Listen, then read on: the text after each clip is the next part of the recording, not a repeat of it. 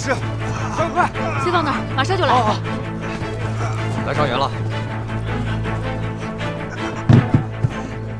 杜宾，来用麻醉伞。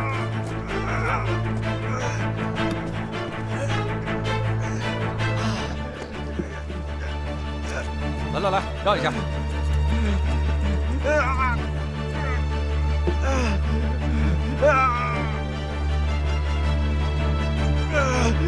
忍着点啊，很快就好了。你觉得寂静堂说的可都是真的？这柯世昭和寂静堂都是江州人，他们说的是真是假，去问问江州百姓，不就一清二楚了吗？有道理。不过，杜小姐，你是个心直口快之人，在事实未弄清楚之前，你还需……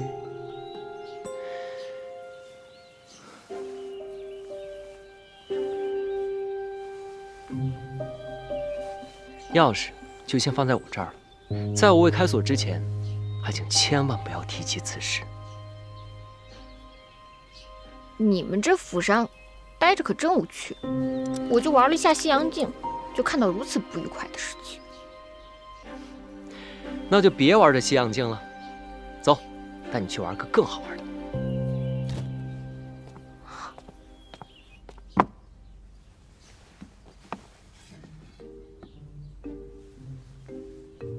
这叫西洋万物镜，可比你那西洋镜神奇多了。它想看哪儿就看哪儿。真的？我先给你试试。那咱们先看哪儿呢？咱们就先看看扬州吧。扬州在哪儿呢？哎，到了，这就是扬州。哎，这是哪儿啊？门儿还挺大的。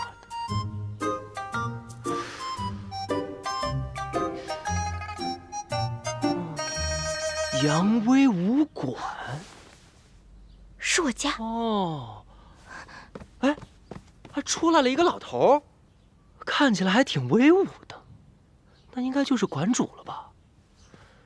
他身后跟着的那位就应该是夫人了。哎呀，不好了，这武馆着火了！啊，好多人救火都扑不灭呢。怎么好端端的着火了呢？这馆主不听夫人规劝，冲进火海里去了。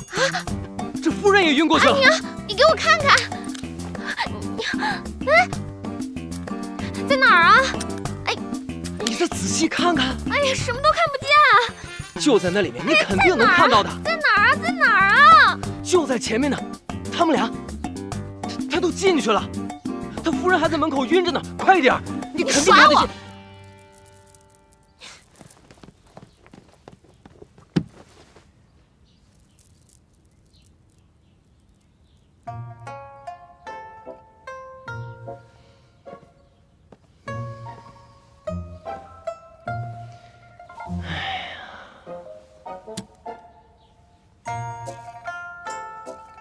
哎，你不是杜小姐吗？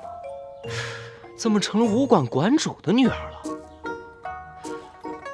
据我所知，这家武馆馆主姓李，那你就应该是从小习得一身武艺的李玉湖李小姐了。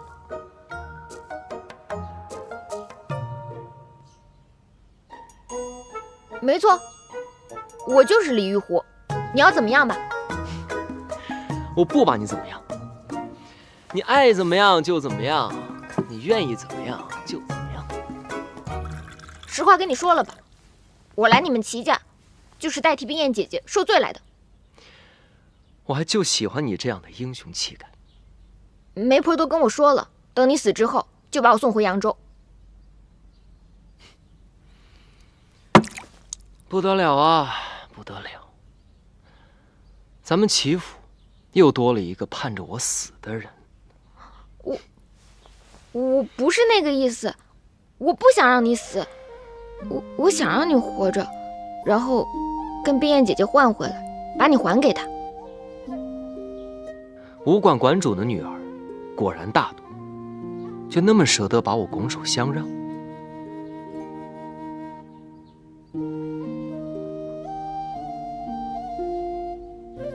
舍不得，但我弟弟跟我说过了，君子不应该惦记别人的东西。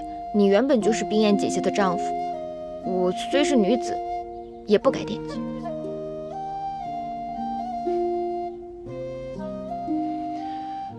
那如果袁大将军就偏偏看上了杜冰燕呢？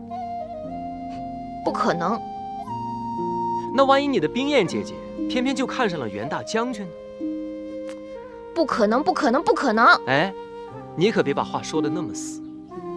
这世间男女情爱，最是琢磨不透，都是上天注定的。哼，我冰燕姐姐可是天上的仙女，她才看不上爱舞刀弄枪的大将军。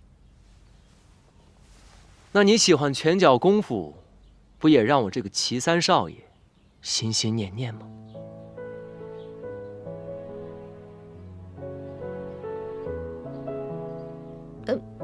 反正我跟你打赌，冰燕姐姐是不会看上袁不屈的。好，那就打这个赌。若是杜冰燕看不上袁不屈，那就算我赢，那便罚你3000两，8抬大轿把我送回扬州。好。那若是杜冰燕看上了袁不屈，二人将错就错，喜结良缘，那就是我赢了。那若是我赢了，我就要怎样？我就要你这位爱打抱不平、仗义相助的扬州李玉湖李小姐嫁给我。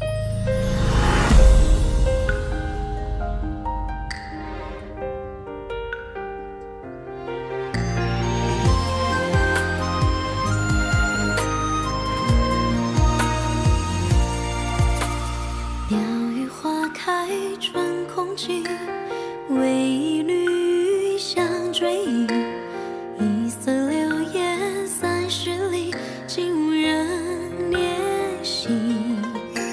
倾尽出身风雨息，雁归落汤溪。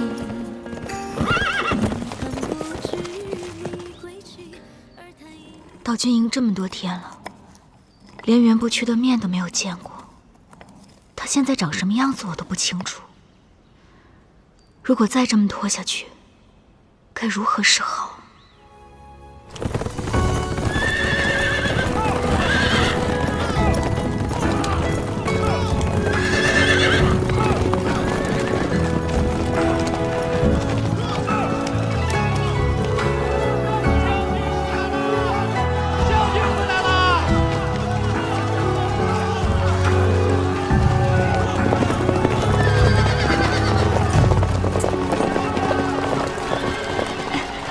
将军呢？将军不是得胜回营了吗？不是他们刚刚都过去了吗？大将军打了胜仗回来了。终于回来了。大哥，看什么呢？我瞧湖水是从那片山石中流出来的，为何没有标注？那就是一座小矮山，那儿也有我们的人坐岗上。勘探过吗？水里啊？那没勘探过。那若是敌军从水道过来，那岂不是能直接绕过我们岗上，直奔我们大本营了？湖那面是悬崖，人不可能上得来。你又没勘探过，你怎么知道过不来？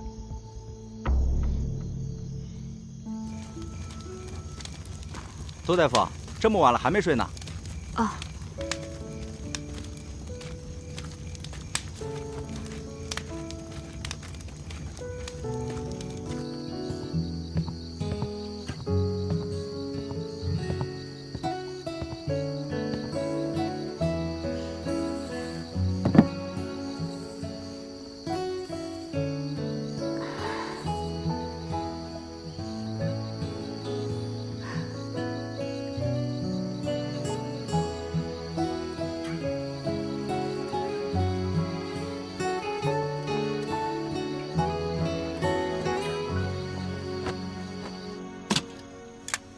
哎，大哥，我去湖边看一下。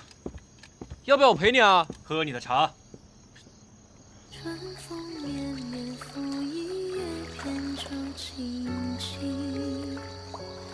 雨打芭蕉不及耳边的叮咛。一座城，一身情，一曲相思锁一心。梦里桃花片片散落奔月明。夜雨伴随扬州行，一人撑伞两肩并，花瓣飘零，是弥漫天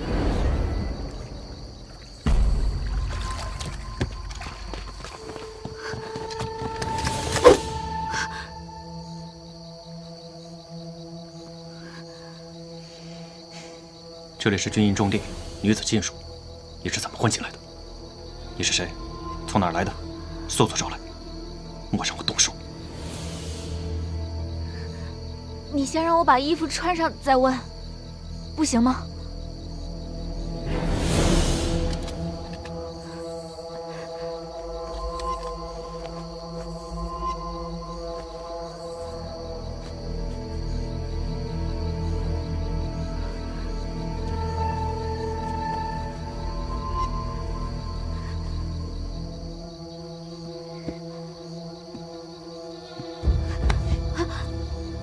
还想跑？你是谁？快说！我是将军夫人。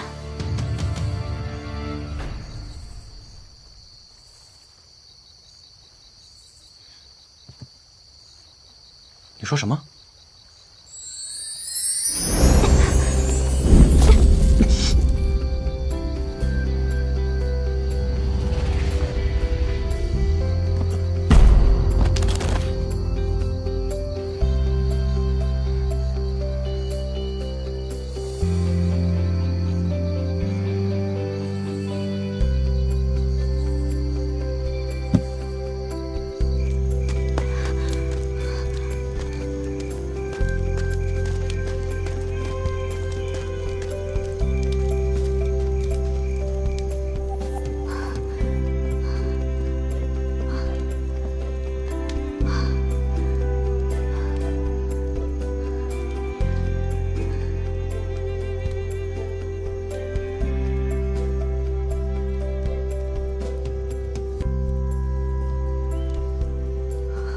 好险，吓死我了！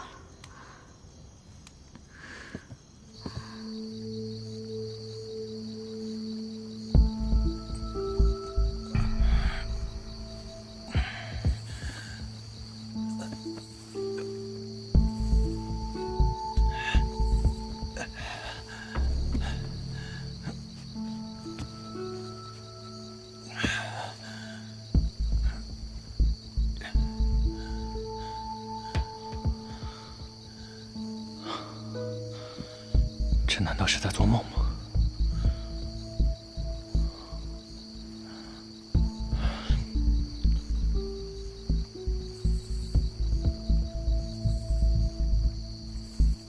不是在做梦。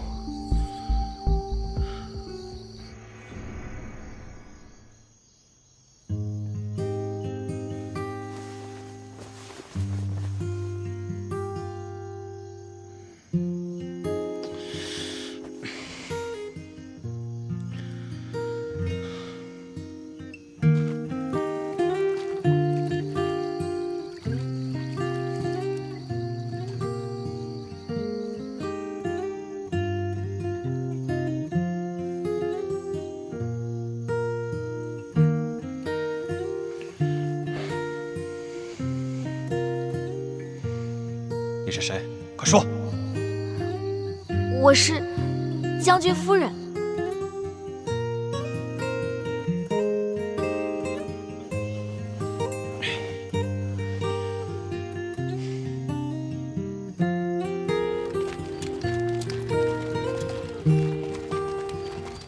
沙校尉，沙校尉，说，将军好像有心事。领兵打仗当然有心事了。不，我一早就看见将军坐着发呆，连早饭也没吃。这女子究竟是什么人？大哥，大哥，你真有心事儿啊？我能有什么心事儿？你之前答应我的事儿，是不是忘了呀？什么事儿？就我那个杜小弟，想见你。谁？杜小弟？对，就是我舅舅的那个小徒弟。告诉他没时间。大哥，人家都等你好几天了。哎，你是不知道，这个杜宾长得眉清目秀的，跟个瓷娃娃似的，脑袋瓜还特别机灵，聪明伶俐，人还特别好，对咱们的伤病悉心照顾。你就当是给你小弟一个面子，帮帮忙见见他。啊，大哥。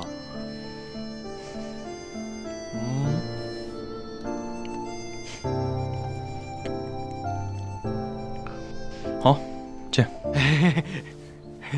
好嘞，谢谢大哥。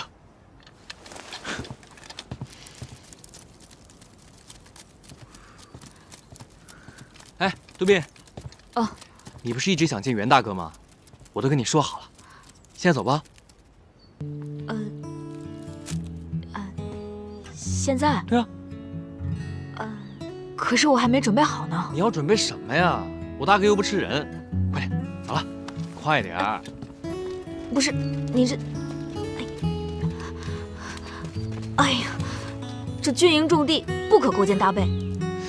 你这一惊一乍的，怎么跟我大哥似的？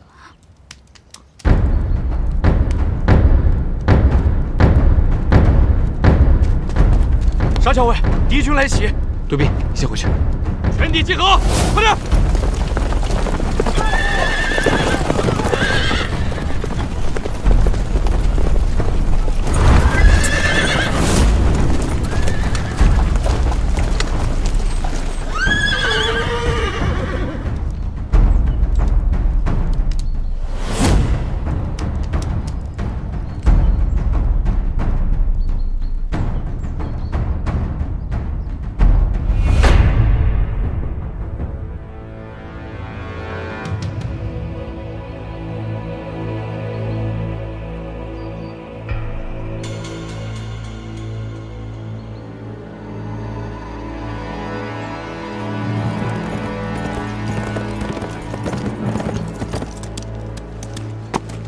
报！敌军共有4支部队，现左中右3支合围，还有1支去向不明。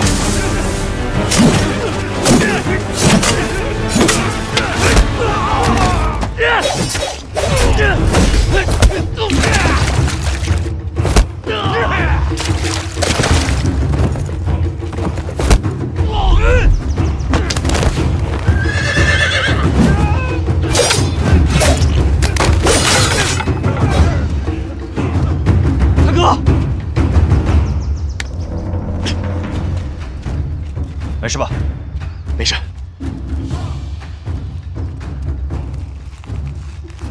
当心！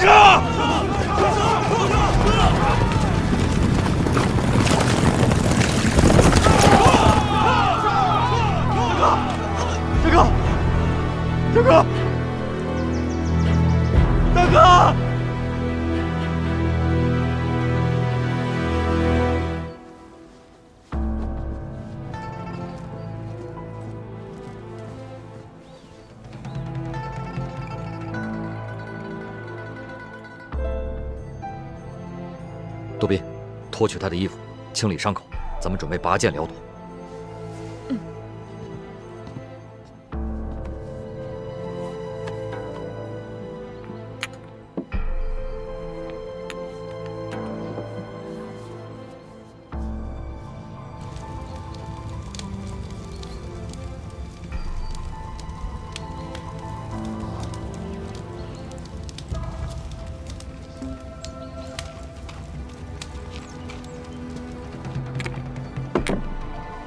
还愣着干什么？脱衣服呀！哦，快！哦，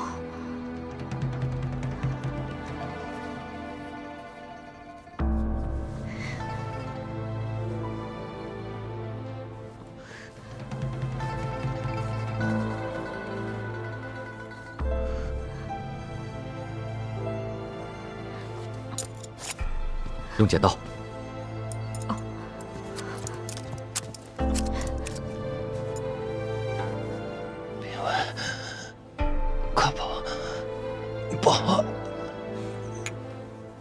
杜宾，麻沸散。哦，剪刀给我。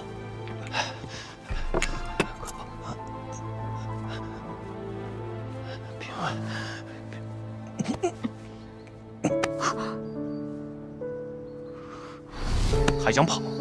你是谁？快说！原来是他。哎呀，别捂着了，起来起来。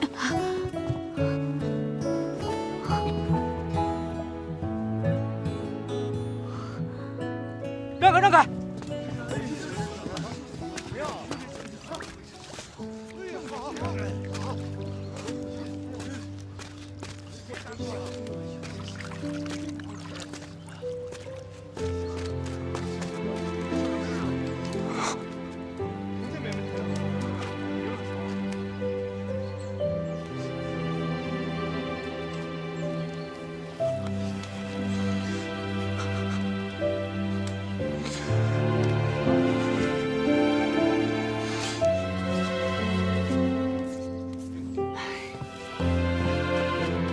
到底怎么回事？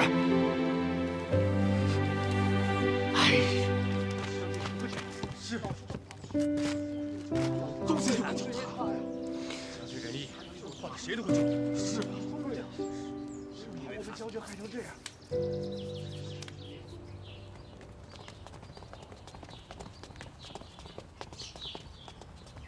嘿嘿嘿，哎，行，嘿嘿嘿，哎呦，少爷，您回来了。来，这边，哎，您可回来了。小爷有个事儿啊，想向您禀报一下。前些日子吧，不知道从哪儿来了个野小子，就来咱们齐府门口要见老太君。我这一听他口音，完了，是从江州来的，便想着是不是跟少爷您在江州那边的事儿有关。那我哪敢让他见老太君呢？然后我就给他拦到咱们齐府门口。那谁成想，那小子在咱们齐府门口骂骂咧咧。江州，他只不过是江州的一个小泼皮罢了。你们如何处置他的？那我能放过他？打得他鼻青脸肿，哭爹喊娘的。只不过后来吧，就三少爷路过，给他放跑了。三少爷，三少爷可是听那小泼皮胡说八道了些什么？没有，不过就是问问他骂了些什么胡话。你告诉他了？那怎么能？那事关少爷您。所以三少爷只是把他训斥一番，然后当着你们的面把他给放走了。不是，是把他叫到府内，然后训斥一番，然后撵走了。多此一举。哎，谁说不是？我跟你说，这事儿要搁在我王胡子身上，对，这事儿要搁在我王胡子身上，我绝对不能让他踏进齐府半步。您说是不是啊，少爷？好了，以后要是再遇到这种事，不许旁人插手，尤其是三少爷，记住没有？记住了。少爷，我还有个事儿跟你说一下。我觉得三少奶奶会武功。哦，何以见得？少爷，您忘了，小的会瞧，甭管是男的女的，老的少的，会武功不会武功，他往那儿一走，我上那儿一瞧便可知晓。好了，到此为止吧。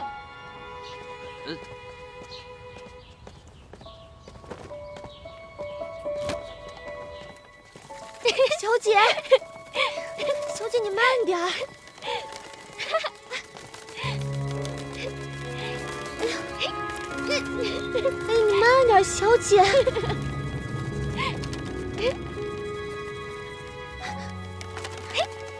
小姐，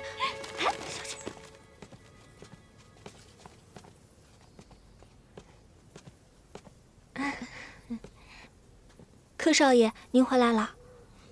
表弟妹，近来身体可好啊？啊，冰妍安好，表兄可好？还好，我……小喜，咱们炉子上是不是还有补品来着？得赶紧回去了，不然就坏了。表兄，我还有事，先走了。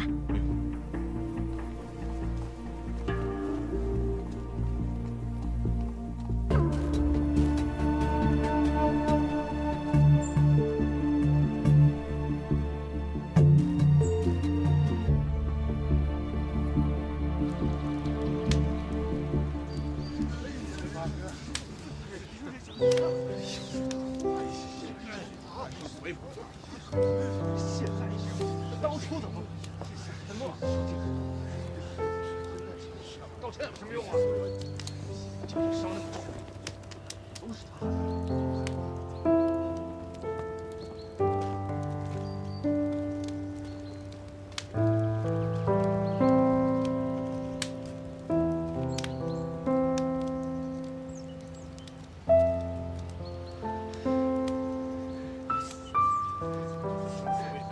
小小，都是因为我太冲动了，落入了圈套。我大哥在。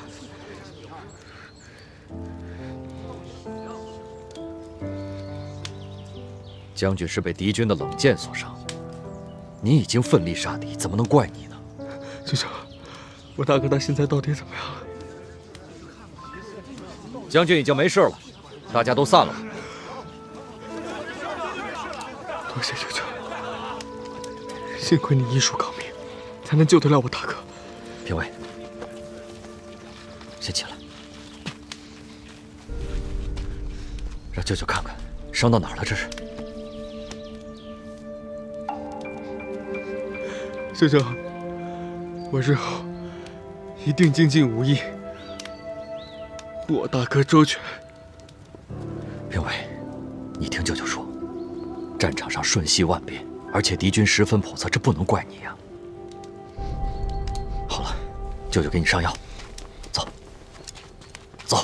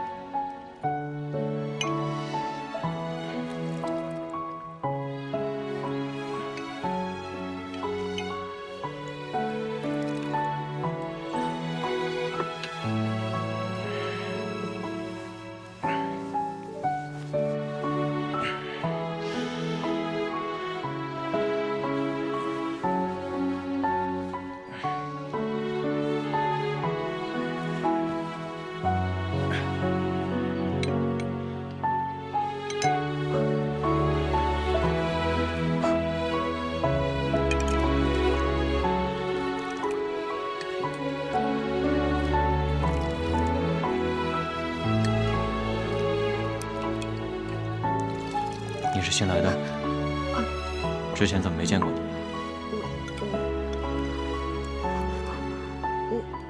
我是医徒杜宾。就是沙平威经常跟我提起那个杜宾。正是。怎么长得像个姑娘？哦，将军，您伤还没好，快坐呀！快请坐。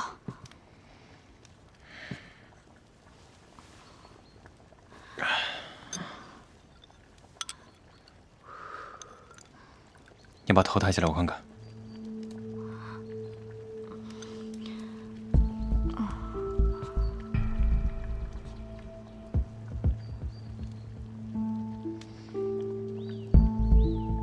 我是不是见过你啊？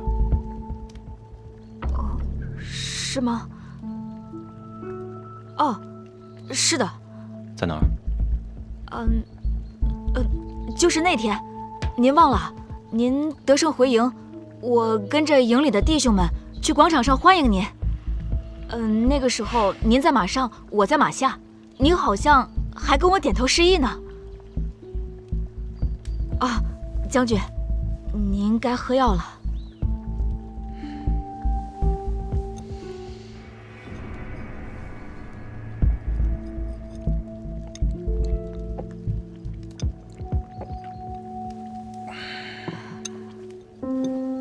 那个，将军，我看您还是需要静心休养。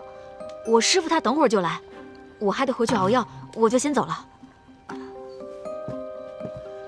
哎，杜宾，你先别着急走，过来坐一会儿。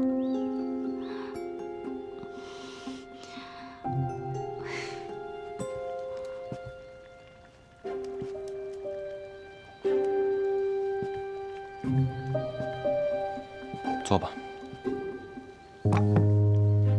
将军，我就不做了。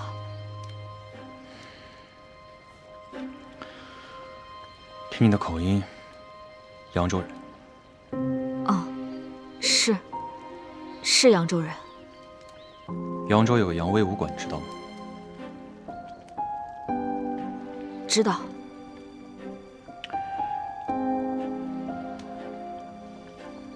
扬威武馆嫁女儿的事，你听说过吗？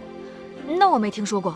那个，哦，我家住在城东，那个扬威武馆离我家远着呢。这样，听评委说，你这次随师傅来军营行医，还想顺便找兄长。我兄长，他叫杜奎。我这支队伍当初招募的时候便在北方，大多招募的都是当地士兵，因为距离南方比较远，投军不易，所以鲜少有扬州那边的士兵。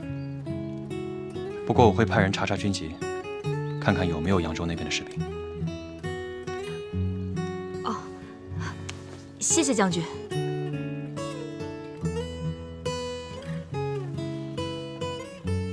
杜宾，哦，你是听谁说的要来荆州找你兄长？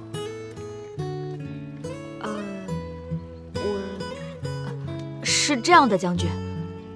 我兄长和我邻居家的几个哥哥一起北上投军，可是时隔几年都没有回来。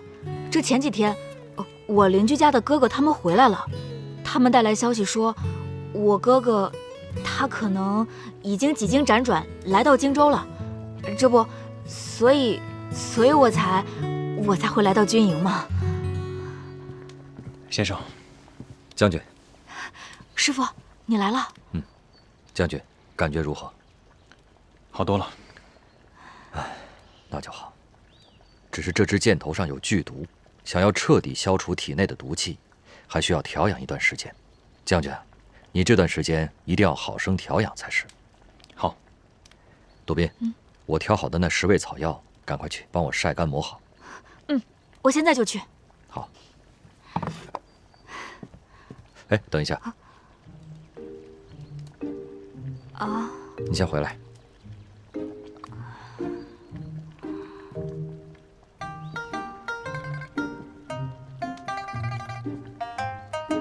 将军，这箭伤调养之事，容不得马虎。我看你这大帐之内，连个士兵都没有，不如这样，我把杜宾留下来照顾你，你看如何？好啊。只是今后就要劳烦杜宾小兄弟了。师傅，我那10味草药还没弄好呢，不如我明日再来吧。不用，你就照顾好将军就好了。将军，告辞了。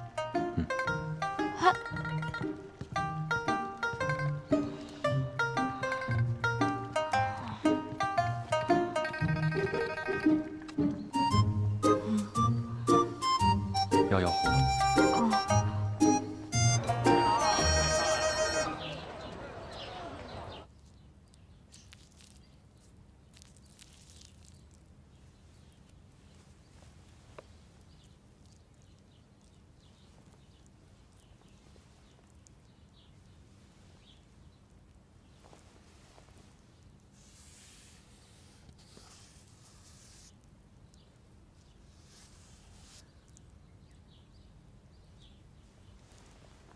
这三少奶奶会武功，没看出来啊。不过这三少奶奶来了以后，这三少爷就跟冲喜冲中了似的，气色居然好了许多。冲喜嘛，有冲好的，有冲死的，只是要看二人的命格相不相合罢了。你这意思是说，这杜冰燕与三少爷命里有缘喽？也许吧。哼，那你以后就不要再与杜冰燕眉来眼去。哎呦，我的乖小巧，你这话是从何说起啊？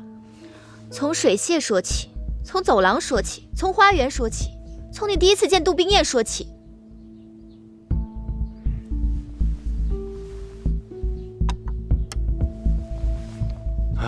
小巧啊，你呀，你可真是眼观六路，耳听八方啊！可就是心眼太小了。倘若这个毛病不改，那你日后如何做齐府的女主人啊？其实我也不想当什么女主人，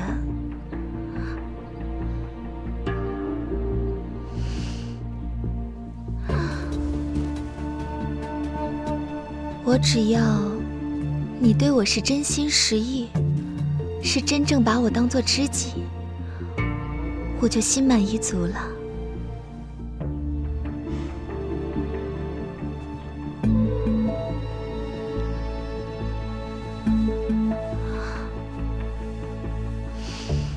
题扯远了。你这日日上楼送药，你可有发现三少爷和三少奶奶之间合得来吗？有什么不合的？这两人日日在屋里打情骂俏，嘻嘻哈哈的。我实话告诉你，我与三少奶奶攀谈，实则就是为了探探她。你探她做什么？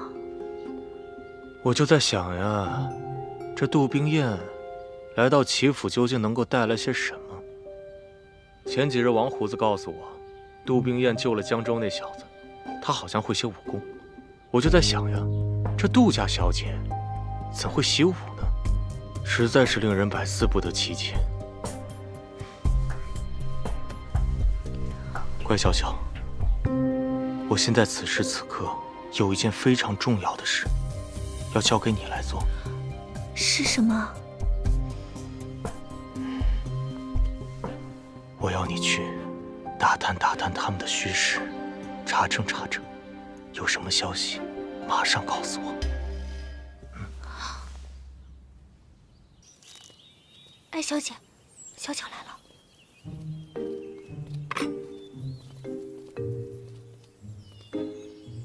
小乔姐，你怎么来啦？三少奶奶，我给三少爷送药来了。小巧啊，你这每天跑过来跑过去的不累吗？要不你把这药给小喜，让他来接。三少奶奶说的倒是个好主意，不过这熬药送药是老太君吩咐的，他不发话，我哪敢偷懒呀？您说是不是？有道理。小喜，哎，把这药给三少爷端过去。是。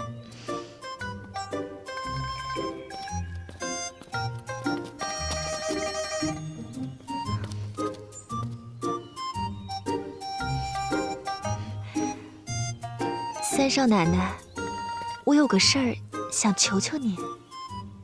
你说。我早就听说扬州的刺绣名扬天下，三少奶奶您又是大家闺秀，这女工定是一等一的好。您今天就让我见识一下吧。小巧啊，我们杜家虽不比齐家家大业大，但在扬州也算是富庶人家，家里的绣品衣饰都有专门的绣娘去做。我娘也说了，家产虽薄，可也不缺姑娘那根针线，不像小户人家，让姑娘穿针引线，小家子气得很。那不知三少奶奶在闺阁时都学些什么呀？那当然什么都学了。我们杜家是经商的，要学什么经商之道，什么如何以……哎呀，三少奶奶，这经商之道你也懂啊？这有什么难的？不过就是学习如何做生意，如何赚银钱。三少奶奶，您可真厉害。没什么。那杜老爷可让你掌管商行？当然了，这18家商行我都管过。啊，小乔姐，给你。那三少奶奶，我就先退下了。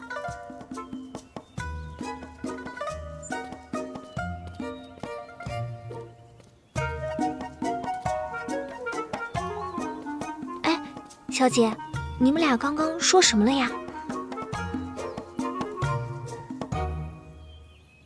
管过18家商行，哼，这话你信吗？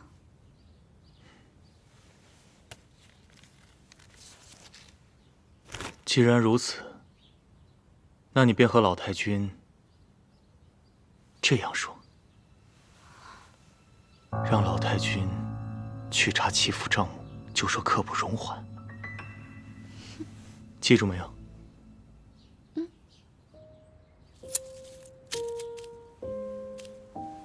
唉，我这个年纪呀，也不知道还能为齐家操多少时间的心呢。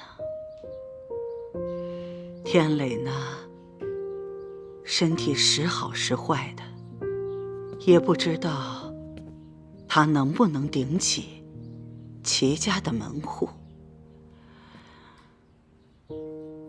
好在呀，我有一个世招，要不然呐，我可真是寝食难安了。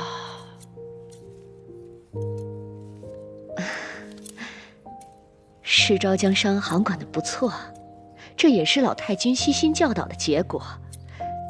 只不过，他柯家在江州的产业也等着他回去继承呢。咱们齐家，怕不会是他的久留之地。这件事情我也想过，可是天磊现在还不能出来主事啊。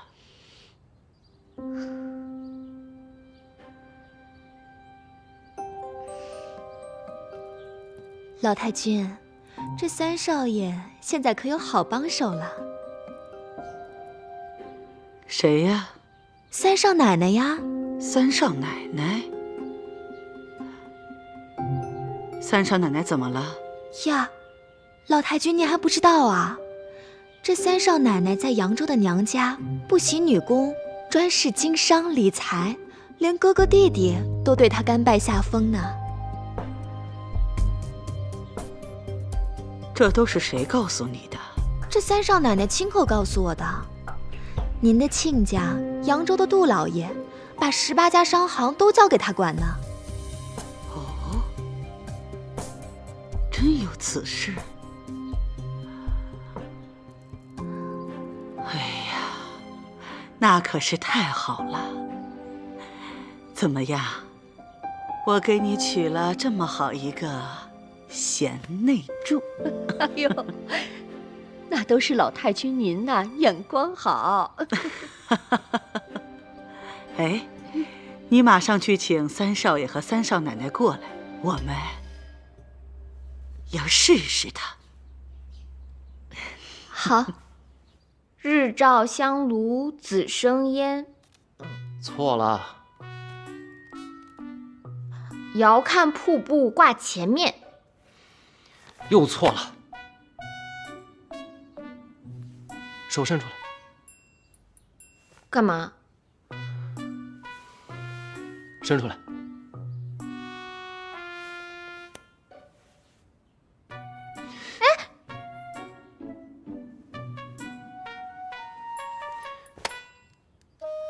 这都念不对，再来。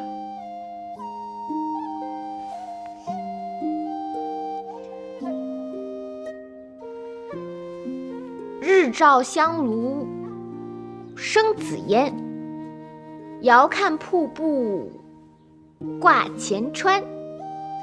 飞流直下3000尺，疑是银河落9天。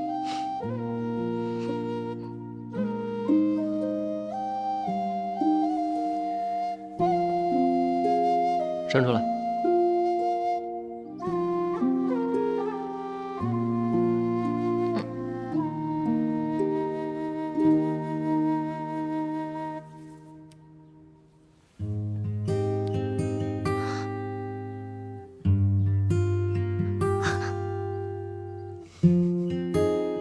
坏蛋！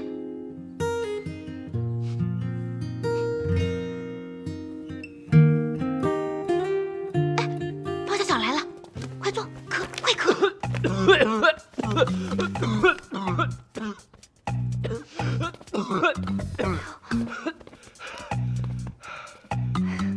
小巧来了。三少奶奶、三少爷，你们看书呢，可让我好找啊。有什么事啊？老太君有请。老太君找我什么事啊？在咱们齐府，只要是老太君有请，不是好事儿也是大事儿。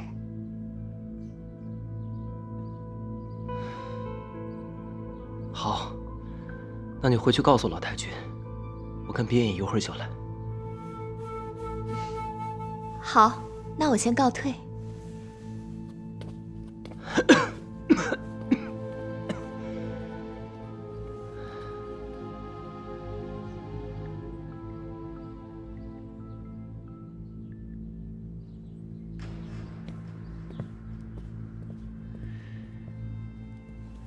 奶奶，奶奶，母亲。母亲，过来坐，过来坐，快坐吧，坐下。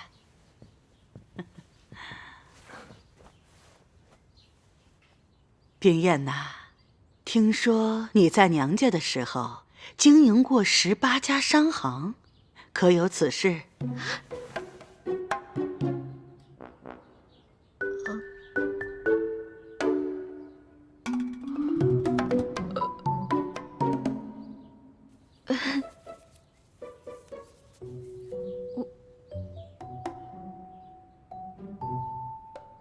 管过。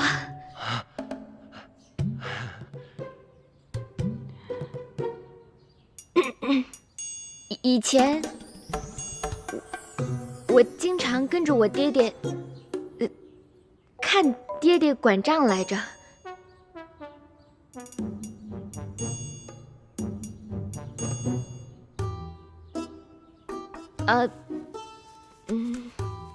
我爹爹就让我试着管了几家，看我管得还不错，就说等我18岁之后，再让我管理几家来着？18家啊，管理18家，对，18家。然后我还没到18岁呢，就嫁到林州来了，所以实际上还没有管到18家呢。已经很不错了。你一个女孩子，小小的年纪就跟着父亲管理商行。奶奶我25岁才开始管理商行。天磊啊，你这个新娘子比奶奶当年我要有能耐得多。坐吧，坐吧。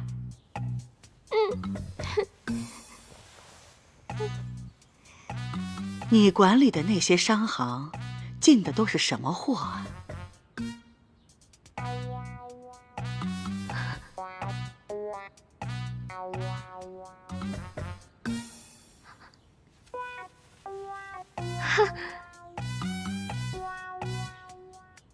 木头，都是木头，奶奶。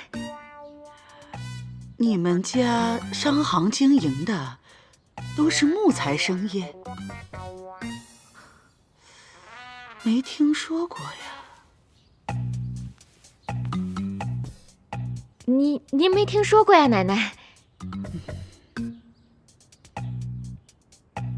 其实也不全是了，我经手的2家卖的都是建房子、打家具的好木料，剩下那些边边角角的木料，我觉得扔了可惜，就把它们扔给2家小店铺，让他们当柴火卖。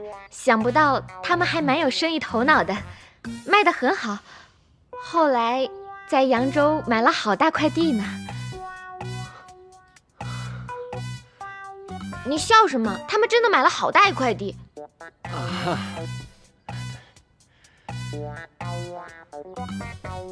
不错不错，你这个小丫头啊，还是蛮有经商头脑的。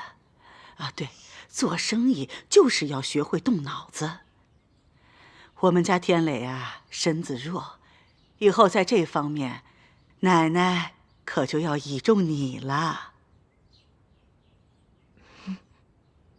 哦，对了，明天是我们齐家在林州14商行的账目会审，你就来做主持，给他们讲讲经营之道。可好？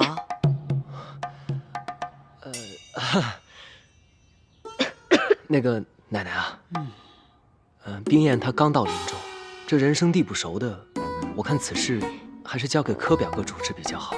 哎，事情都是从不熟到熟的嘛。对。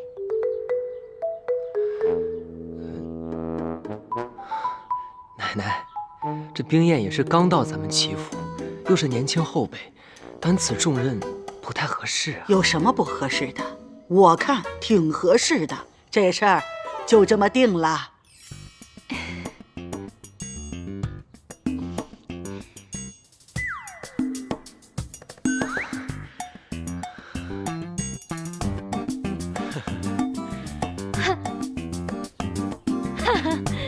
嗨。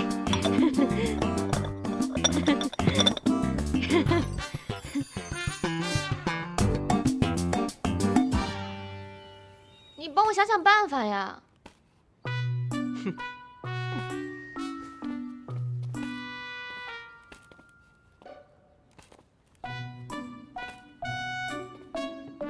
哎，小姐，你的脸上怎么都是汗呢？吹的。吹的？这风怎么还能吹出汗呢？吹牛吹的。你们家小姐呀，把这牛都吹到天上去了。她说她在扬州管过18家商行，那老太君一听，开心的不得了，明天就要考她，让她去参加这14家商行的账目会审。啊！哎呀，这可不是玩儿，小姐，你会考糊的。那就不考了，我们走。走哪儿啊？回扬州。哎，你们可不能走啊！你这脚底抹油一溜，那岂不是麻烦就大了？哼，能有什么麻烦啊？你想想，你要是现在一走，岂不是证明了你自己不是杜冰燕，而是假冒的杜冰燕？人家能放过你？还不光是你，你那扬州的爹娘都会受到牵连，他们还会吃官司，倒大霉。小姐，齐三公子说的对啊，咱们不能溜啊。那能怎么办嘛？考我又不会，走又不能走。哎呀，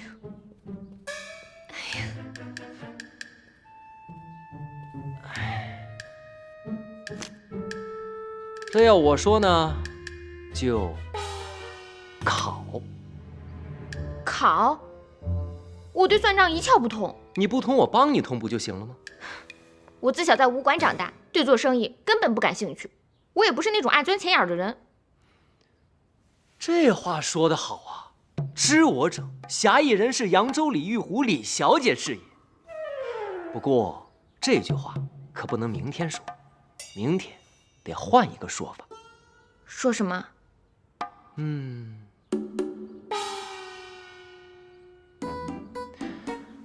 小喜，你的肚子里边是不是装了些许扬州歌谣啊？其中有没有讲做生意的？我想想，哎，有了。买卖不算账，生意呀难兴旺啊！对对对，就这样的，继续说。不怕不赚钱，就怕货不全。继续。见人三分笑，客人跑不掉。再来。算盘打得精，马褂改背新。不怕生意小，就怕客人少。账算3遍清，任你。就到这儿，打住。可我还有好多呢。小喜啊，你是个聪明的姑娘，歌也背得妙，字也写得好，所以呢，我安排你2件事。第一件事就是把你刚才背的用纸和笔全都写下来。第2件事就是为我和小姐准备夜宵，今晚我们要打通宵。是，我马上去。都不让人睡觉的吗？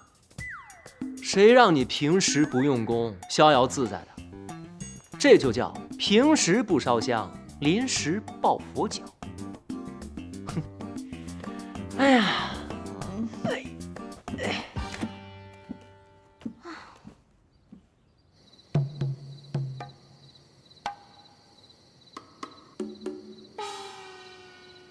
小姐，你快背呀！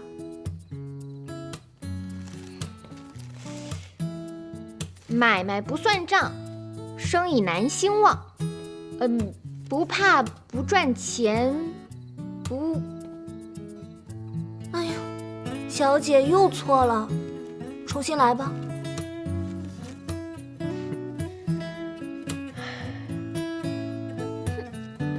买卖不算账，生意难兴旺。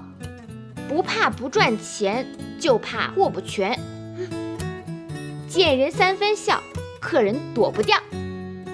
做商变行商，财源达3江。哎呀，对了对了，这次全都对了，一句都没错。小喜，你已经办好了2件事情，我再教给你一件，你去外面找个暗处藏起来，看看有没有人偷听。哎，我这就去。你看，我都会背了，这次能顺利过关了吧？还不能过关，你还得再背几首才行。那你赶紧教我呀！不着急，我先教你点其他的。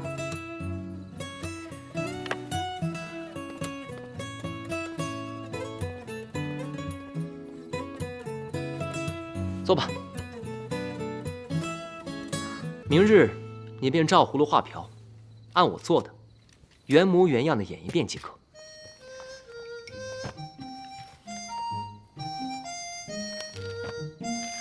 这查账本一定要样样查对，口中轻念项目目录，达到心口合一，手眼合一。哎呀呀，我会，没吃过猪肉，还没见过猪跑吗？不就是要摇头晃脑，左顾右盼？做的还有模有样的，孺子可教吗？还有，我要告诉你一件事，关于齐家的秘密。咱们齐家表面上看起来有14家商行在盈利，但其中有一家是亏本的，叫做大力木材行。柯世昭和老太君都不愿意说，我便悄悄地告诉你，你一定要记住，叫做大力木材行。大力木材行，大力木材行，大力木材行，大力木材行，我记住了。好，还有，若是明日遇到了一些答不上的问题，你一定要随机应变。我怎么随机怎么变呢？我自然会提示你啊。提示不就露馅了吗？不会。看好了，明日我眉毛一挑，说得很好；眼睛一闭，多说无益；左耳一动，唉声叹气；右耳一动，便夸老太君决断英明。你这耳朵真会动啊！还有，我鼻子一捏，立刻装病。装病不是你的活吗？我可不能再装病了，再装病我就欲盖弥彰了。明日只要你一见我捏鼻子，你就要装出一副要呕吐出酸水的样子，就像这样。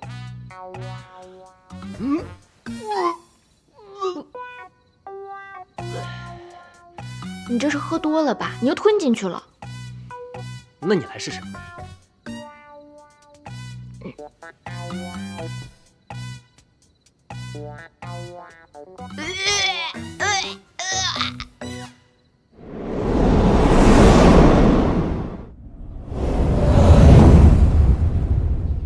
各位主管，请喝茶。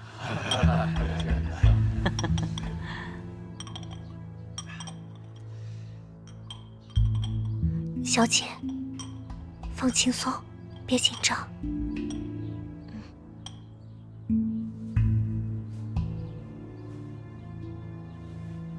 外祖母，他们人都到齐了，可以开始了。各位主管，今天我要给你们介绍一个人，她是我的孙媳妇，杜冰燕。她娘家在扬州是有名的大商户，16岁她就开始管理商行。今天特意带她到这儿来跟大家见个面，致个礼。冰燕，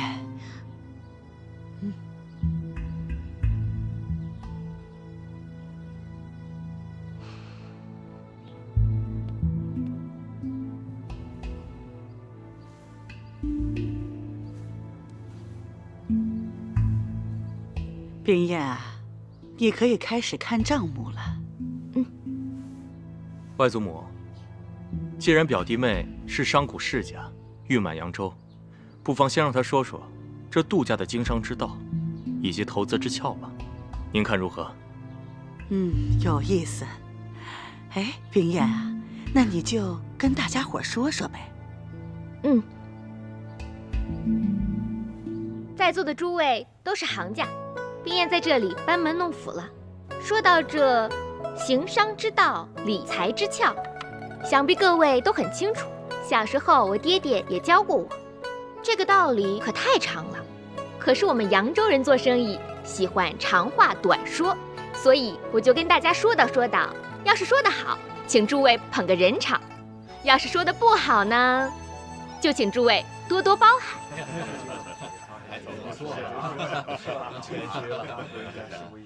说到做生意，这买卖不算账，生意难兴旺。不怕不赚钱，就怕货不全。见人三分笑，这客人啊跑不掉。做商变行商，财源达三江。果然是出口成章，是才女。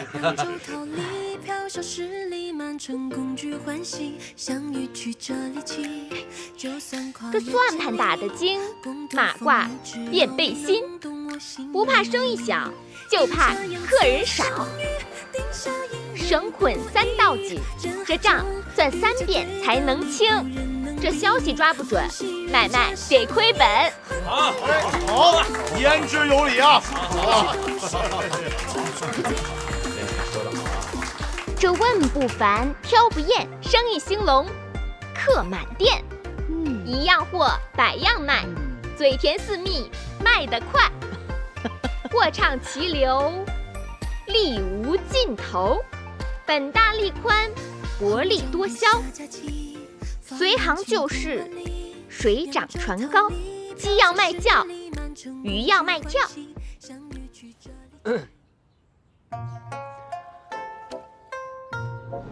眼睛一闭，多说。我不能再说了。为什么不能再说了？奶奶，我要是再说的话，就成老太太的裹脚布一样，又臭又长了。这孩子心直口快，说话也不会遮拦。好了，表弟妹，这些是我们齐家14家商行的账目，还请你过目。奶奶，我是抽着看呢，还是都看呢？由你来定。那我就从头到尾都看一遍。这算是个奇才吧？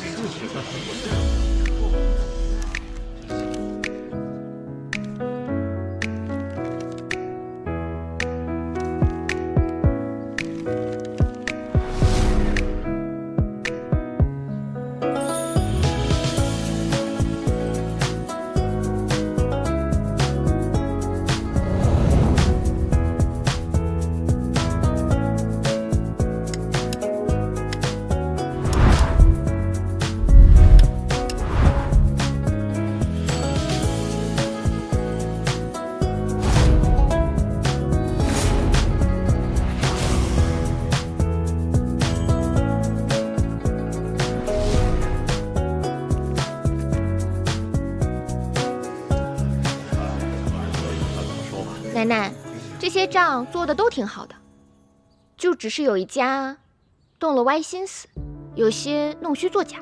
这丫头眼睛怎会如此之尖呢？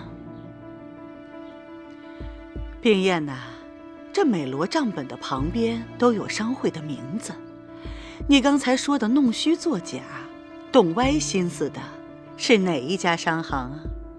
那就是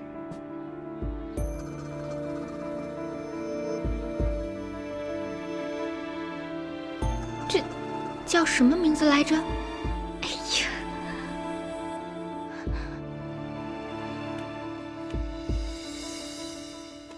哪一家？叫什么木材行？没关系，你就大胆地说吧。我得套出来。奶奶，我呀有个能力，就是能听懂大家心里打算盘的声音，他们会和手里的算盘打架。要不给您展示展示？好啊，各位，咱们一起来看看三少奶奶的本事。各位大主管，算盘打起来！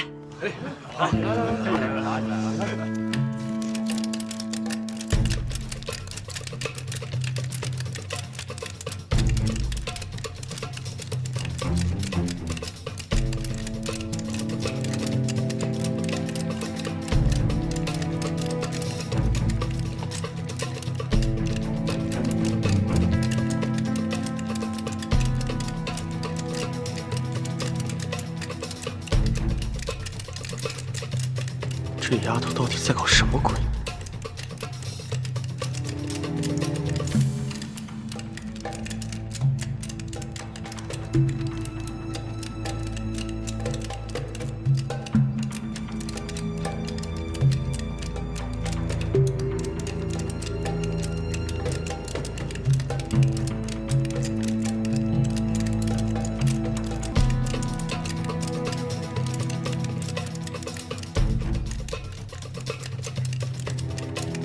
停！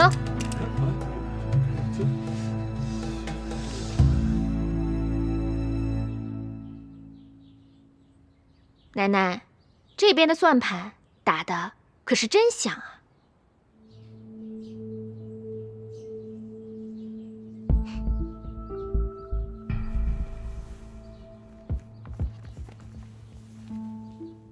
童叟无欺，生已精；诚信经营，生已兴。我眉毛一挑，说得很好。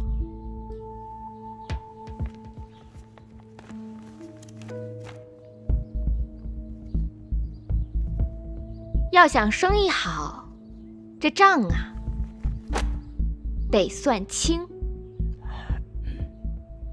就是他。啊！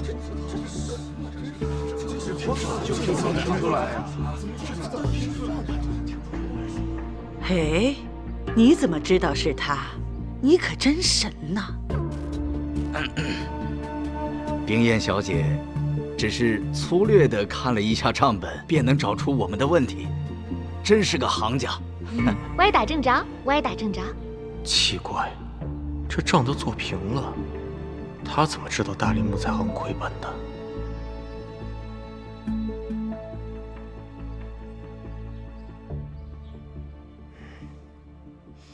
表弟妹，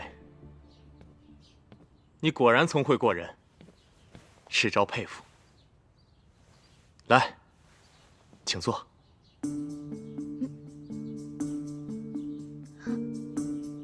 啊，请坐，请坐。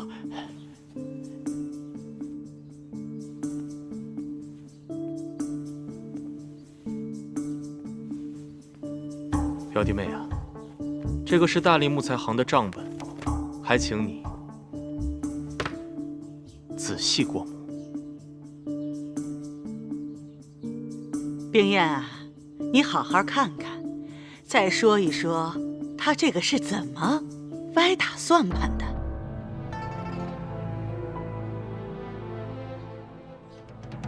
这该死的怎么还不说话？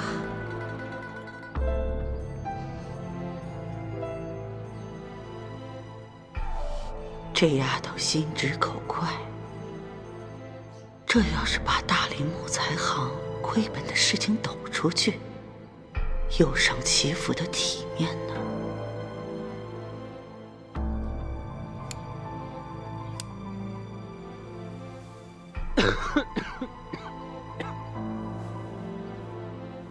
明日只要你一见我捏鼻子，你就要装出一副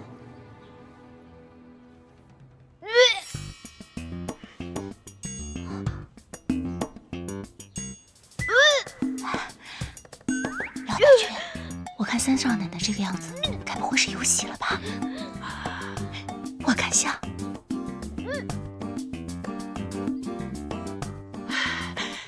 冰燕，冰燕，冰燕，冰燕，哎呀，这账不要看了，也不要再算了，你赶紧到房间去休息吧。天磊，快让他回房间休息。是，奶奶。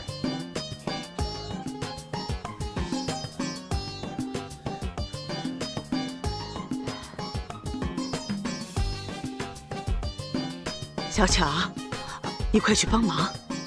是。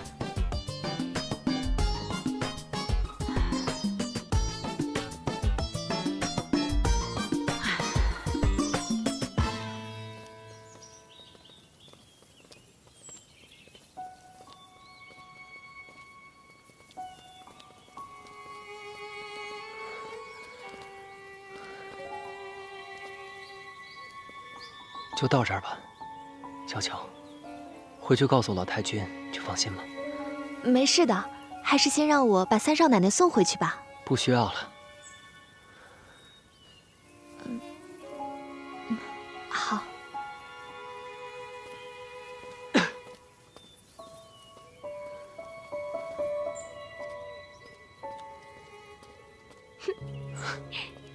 哎，这个病症可真管用，我有。奶奶就让我走了。哎，这到底是什么病的病症啊？以后我遇到麻烦就这么着。我的小姐呀，这个病可是不好时时拿来当挡箭牌的。为何？是游戏了。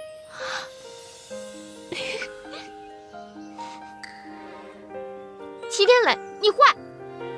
哎。你自己吹牛惹的祸，我连滚带爬的帮你过了关，你还说我坏？你怎么不坏了？教我酸水。那别的病你也装不像啊。生小娃娃的女人才有酸水呢。明白了。小喜你也坏，才告诉我。我告诉你啊，这小喜不坏，我也不坏。我又没有把小娃娃从你脚底心塞进去。你坏，坏死了！你坏，坏死了你！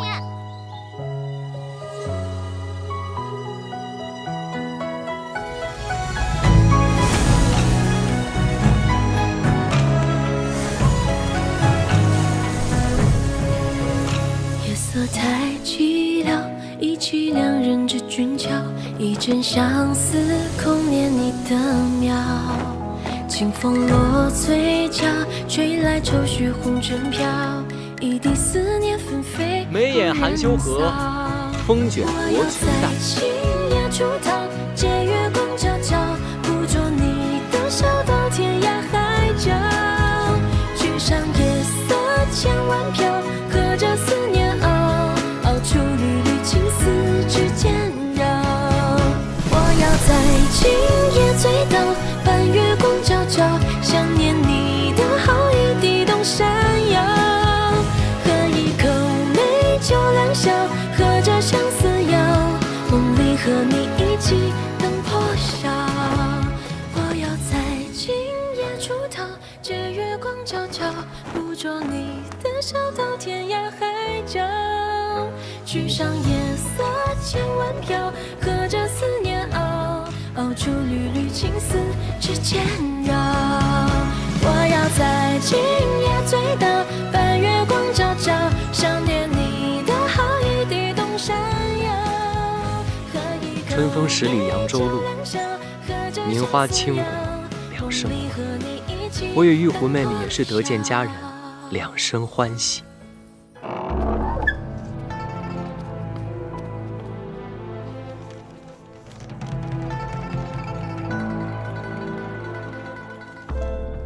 柯少爷，柯少爷，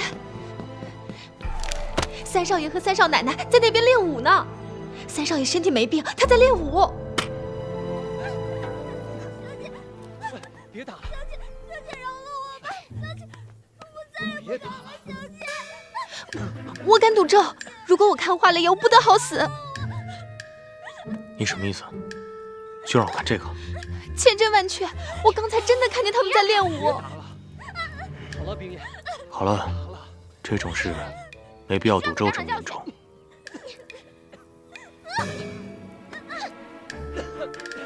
好了，小强，这件事咱不想了。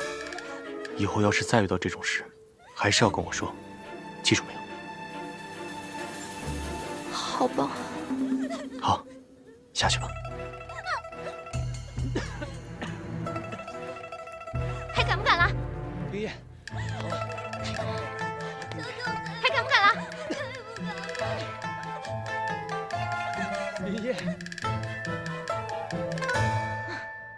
方才好险，还好我机灵，早做准备，不然我俩都得遭殃。我给你出一道题，你且猜猜。什么题？你就猜猜是谁怂恿老太君考你的。方小巧。猜对了一半。柯少爷。这还差不多。可他为何与我作对啊？此事说来话长，你再在齐府待些时日，我慢慢告诉你。又跟我打哈哈。我刚来齐府的时候问你，你这是需要冲洗的病秧子吗？你怎么跟我说的？哎，这事儿一两句话是说不清楚的。反正你人都在齐府，以后慢慢告诉你。可你告诉我什么了？你什么都没告诉我，反倒是把我肚子里的话全都掏出来了。齐三公子，你要是再不跟我说清楚，我就……你就怎样？我可防着呢。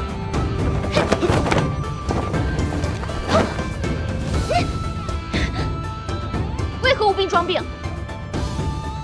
好好好，那我告诉你，你先坐下。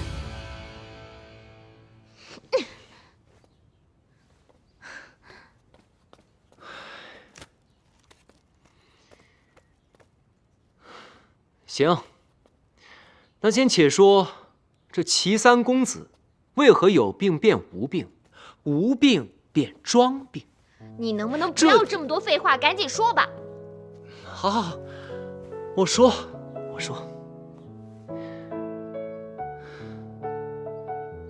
话说这林州首富齐府，几代男人骄奢淫逸，吃喝嫖赌，落得个疾病丛生，身亡命丧。老太君主持家政，只见大哥齐天祥老实敦厚，先天不足；二哥齐天放生性闲散，于是呢，就只能把希望寄托在了我的身上。老太君对我格外宠爱，让我每日待在屋中，休养生息，锦衣玉食，人参燕窝供应不绝。可正是因为这样的宠爱和骄纵，让我灵气有余，精气神不足，落了个病秧子的下场。但这不幸中的万幸，我这歪歪扭扭的病秧子也长大成了人。可是近几年，咱们齐府不知沾染了什么邪气，怪事不断。什么怪事？近几年，咱们齐府不知沾染了什么邪气，怪事不断。什么怪事？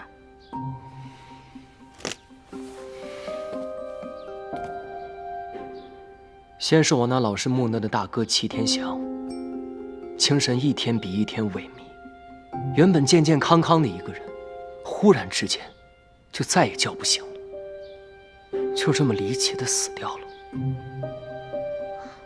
我大哥死后不到1年，我二哥也遭遇了厄运。我二哥齐天放生性闲散，但并不娇宠，身子骨比我还强出了许多。若是他能改掉闲散的毛病，或许也是咱们齐家一名有用的男儿。可就在那个夏天的晚上，天气闷热，二哥齐天放开敞门窗睡在凉席上。夜深人静之后，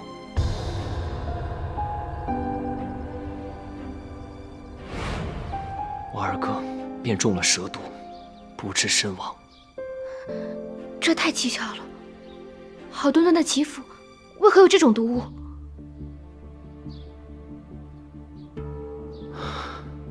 那个时候，由于我大哥二哥相继离世，齐府上下都流传着一个传闻，说齐三公子活不过25岁。那时的我被吓得心惊肉跳，寝食难安，我便病上加病。再后来，后来怎样了？万念俱灰，我就觉得自己是一个被困在金笼子里面的病鸟。我便找了一天，甩掉了所有的丫鬟和仆人，一个人逃到了城池外的荒郊野岭。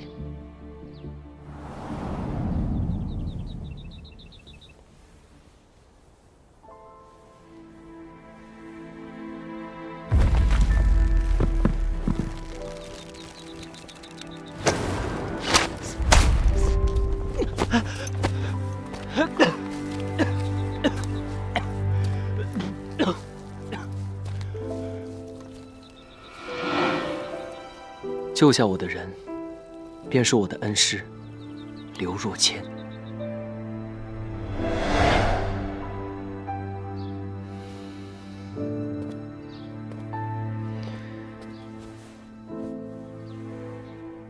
师傅将我带回了齐府，带到了奶奶面前，说我还有救，奶奶便将他留到了齐府，他便成了我的师傅，还传授了我一身武功。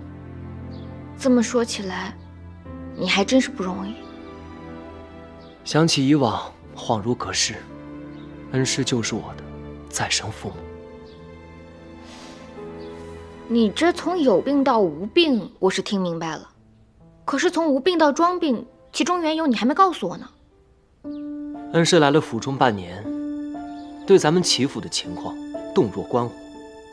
他告诉我，钱财对于穷苦人家来说，那是救命生存的根本，可对于咱们齐府，那是催命的毒药。别看这亭台楼阁、碉楼玉柱，这齐府里面的人早已变身豺狼，杀心四起。师傅还告诉我，要我韬光养晦，装出一副大病未愈、时好时坏的样子，方可让豺狼掉以轻心。那你就不能求求你师傅帮忙，将豺狼绳之以法吗？冰冻千尺，非一日之寒。此人在齐府隐藏极深，若想抓住他的把柄，还需等待时日。我看你们这齐府，根本就没什么好待的。那你是想回扬州去了？你们齐府就是泥塑的金刚，外头看着亮，里头黑得很。我李玉湖迟早要回去的。那你是想把杜冰雁给换回来？那更不可能了。冰雁姐姐就是个文弱女子，又不像我一身武艺，什么都不怕。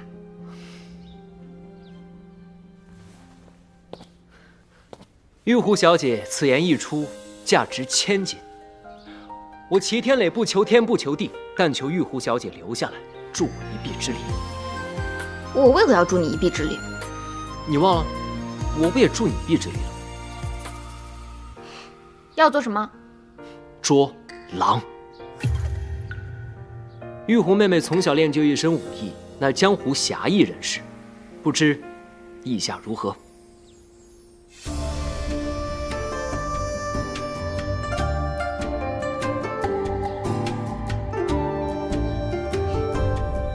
本小姐答应你。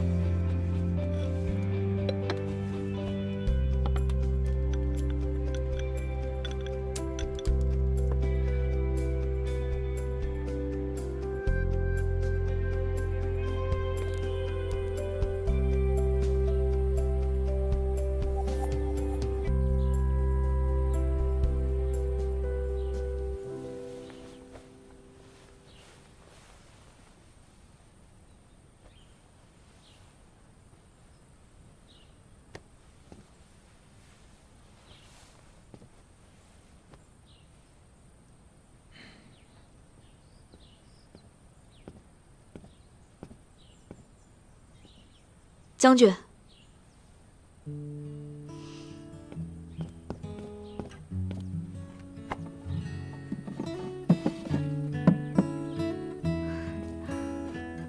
将军，该喝药了。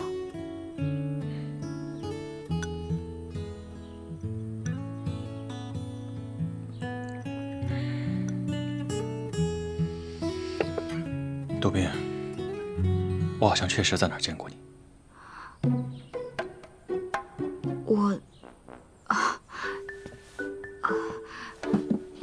将军，我不是说过吗？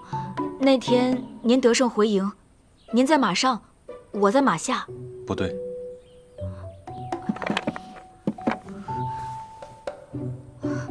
我该给您换药了。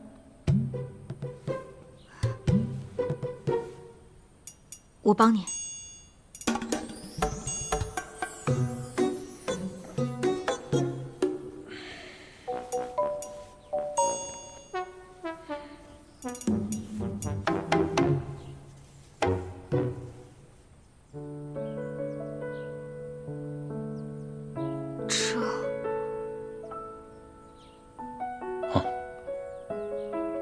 与异族大战所伤，战了7天7夜，血流的止了。此伤看着深入3寸有余，都是旧伤。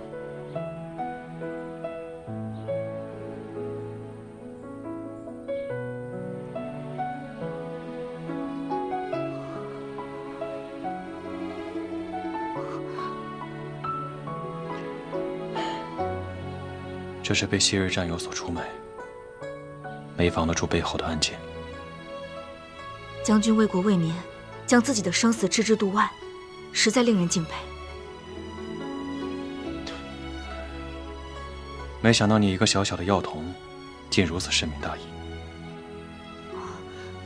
我之前也读过几年书。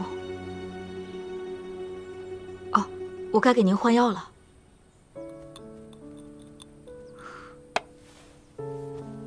有些痛，您忍忍。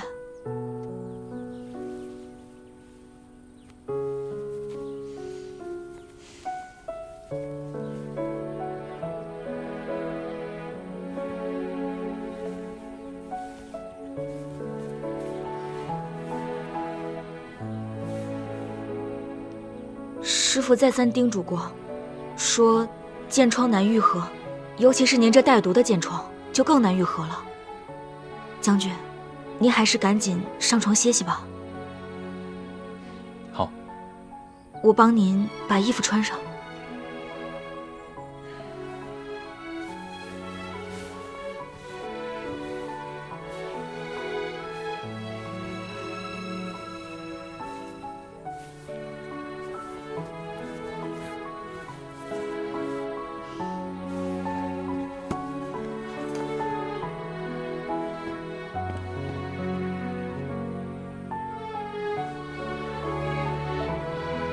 将军，我看您这儿也没个人收拾，我帮您收拾一下吧。好。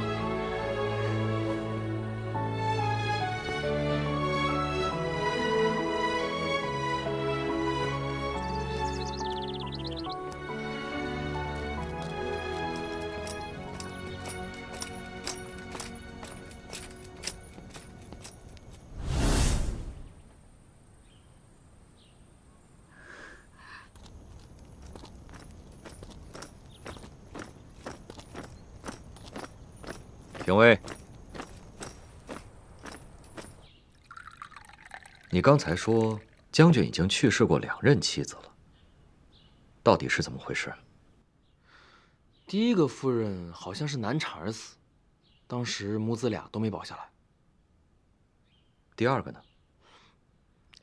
第二个夫人好像是随将军一起远征西南边关，长途跋涉，突然中疾不治而亡。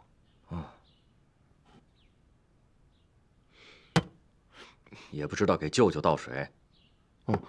我刚才没倒。我问你，袁将军那逃走的女子，袁将军就没有派人去追过吗？将军天天打仗那么忙，哪有功夫管这事儿？大哥说了，人家小女子不愿意就算了。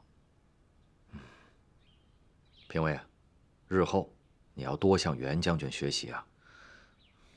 我知道了，舅舅，都说了800遍了。强身健体的，好好补补你自己的身子。谢舅舅。一天到晚傻兮兮的。我才不傻。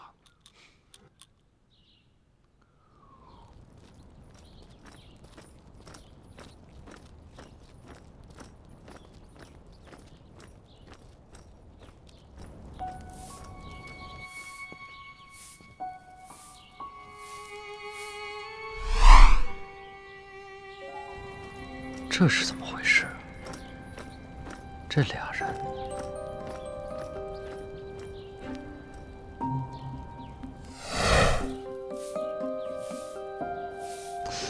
不对，这瞧着是个女的呀。杜宾，杜宾，这杜冰雁是假的，但新娘子却是真的。这不就是杜冰雁少了一个字吗？哎呀！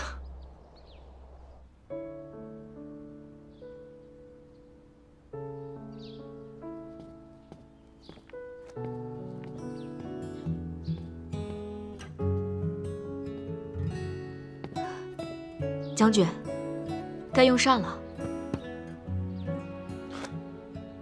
这么多好吃的。将军，你中了箭毒，有些发物不可乱吃。我呀，特地选了一些温补的食材。快来尝尝。差点忘了，你的伤还没好，还是我喂你吧。不用。啊？我堂堂将军，怎可如此？虽说你是将军，那也是我杜宾的病患，在战场上听将军的，在这病榻前，那可得听我杜宾的。还是我来喂你吧。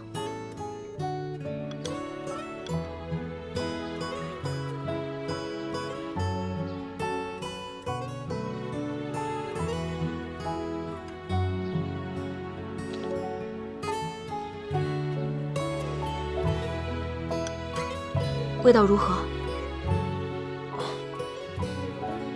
我征战沙场多年，少有热汤热食，能喝上口热的真好。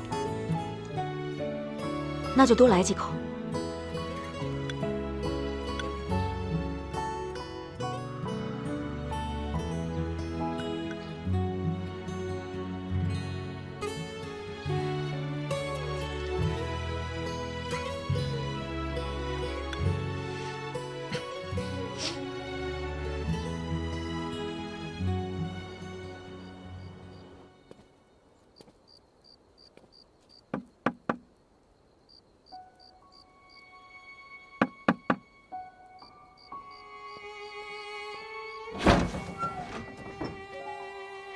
小乔姐，你怎么来了？给三少爷送药啊。哎，等一下啊，少奶奶，小乔姐来给三少爷送药啦。三少奶奶，这药已经熬好了，得让三少爷亲口喝下去，老太君才能安心呢。他已经歇着了，交给我吧。你去歇着吧。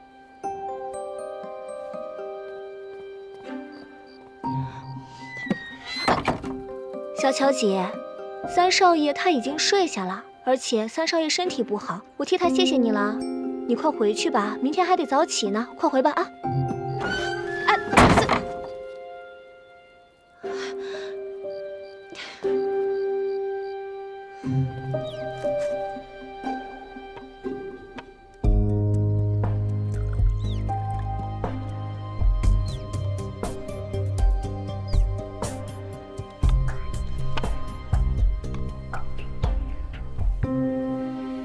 他们就是天天喝这药，才命进黄泉的。我终于知道你为什么要养这些小白鼠了。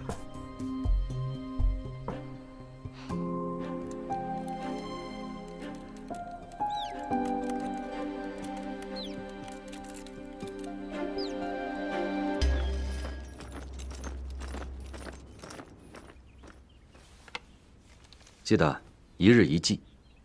来，杜宾。跟我来。下一个。谢谢。恢复的差不多了。杜宾，再给他拿一些乙种药丸。好。乙种。哎，杜宾，忙着呢。多谢。你来干什么呀？舅舅，你再给我开一个上次的药丸吧。哦，杜宾，帮他去拿一颗乙种药丸。哎，杜宾，这个药可好了，要不舅舅你给杜宾也开一点？你是不是闲着没事儿啊？要不要我让将军给你多加点训练？哎，别加了，别加了。喏，谢谢你啊。快走吧。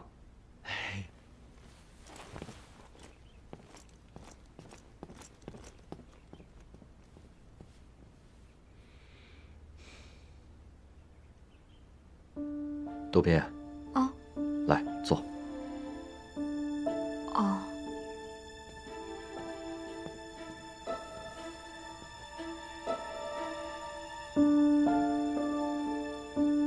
为师帮你也好好卖。我？右手。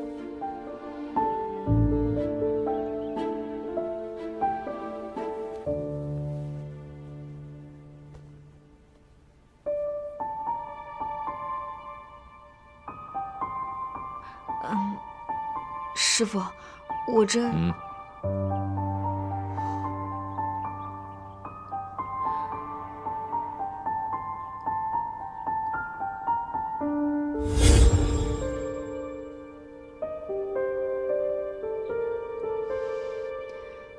果然不出我所料。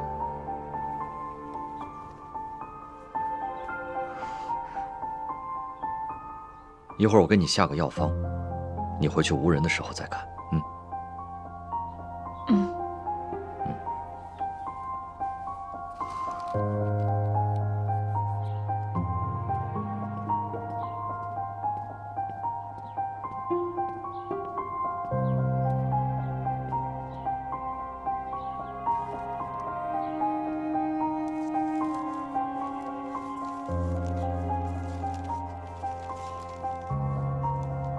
1两柴胡去灵州，4文冰片到边城。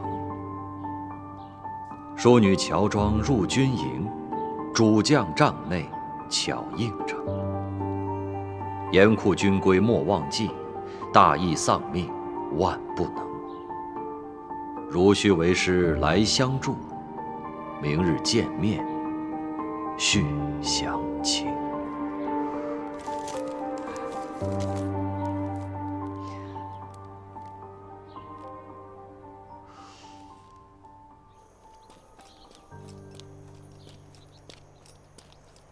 杜宾，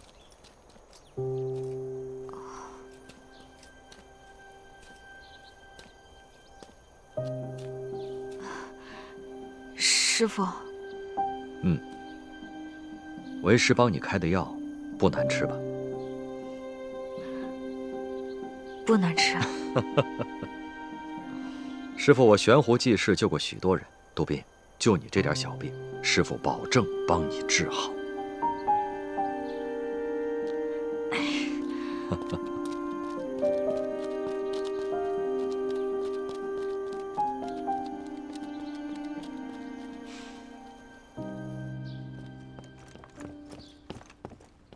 禀报将军，按您吩咐，小人查了咱们部队军籍，如今服役人员当中并没有叫杜奎的人。前2年的骑兵当中倒是有扬州人士，但去年也调配去支援南方了。将军在吗？去吧。是。将军，杜宾。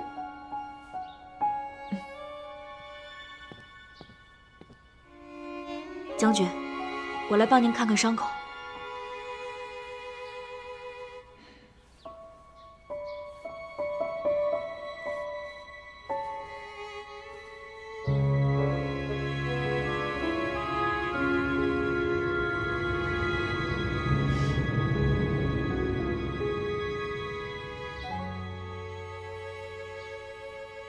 师傅，将军的伤口都已经愈合了。好，将军，我再为你把把脉。刘先生，请。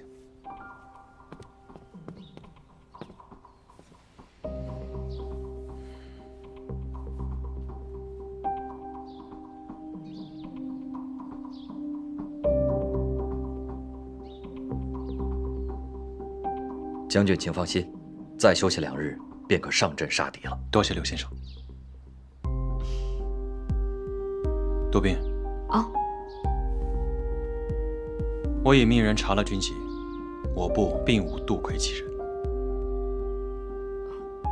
兄长不在此处，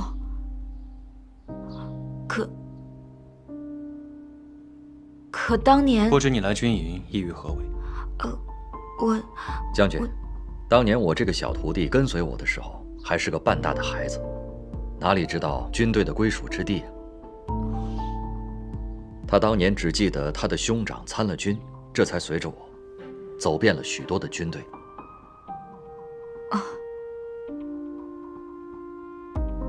原来如此。大哥，大哥，敌军又来叫阵了，又来叫阵，而且这次出来的都是骑兵，恐怕是要冲营啊！替我准备战袍。且慢，今日不可上阵杀敌，崩裂的伤口很难再愈合。刘先生，等不及了，评尉，马上调派100名弓箭手上阵御敌，我去观察敌情。是，将军，我和杜宾一同前往，以防不测。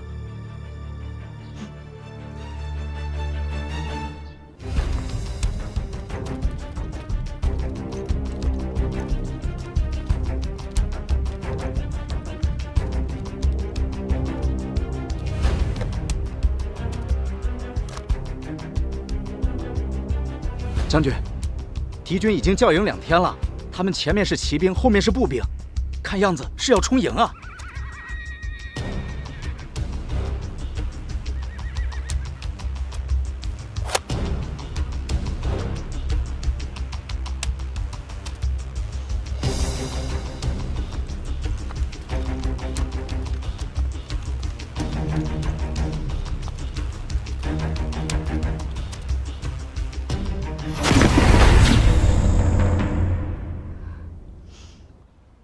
敌人此次以骑兵为主，妄图依己之长，攻我之短。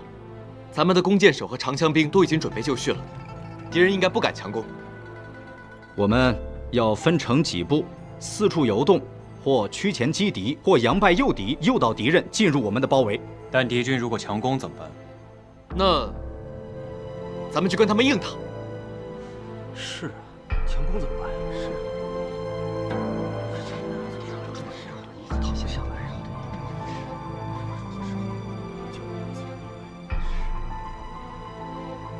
还有吗？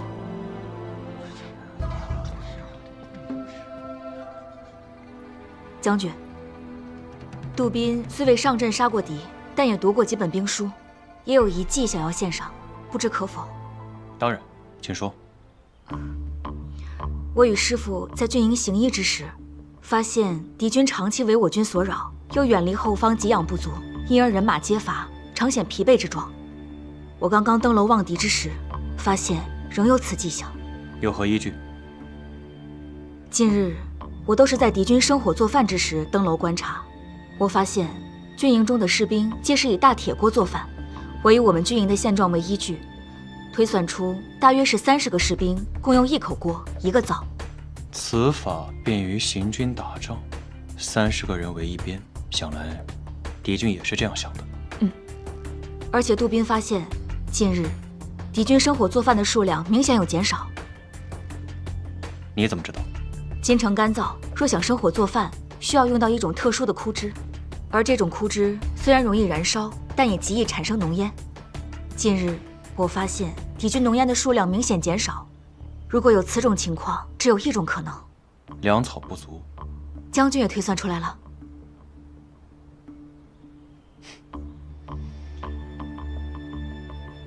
观察入微，心思缜密，做得好。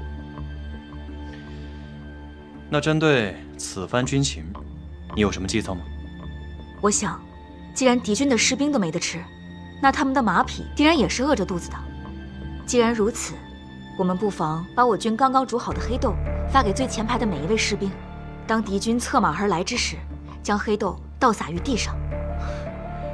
不是，杜宾，敌军马上就要攻进城了，你还要把人家喂饱，这是什么馊主意？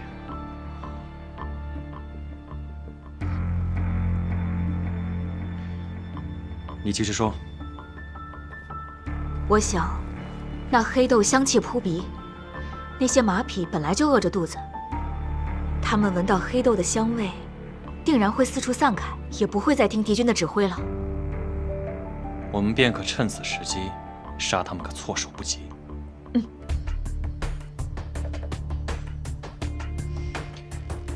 听令，在。按照杜宾说的，去准备。遵命。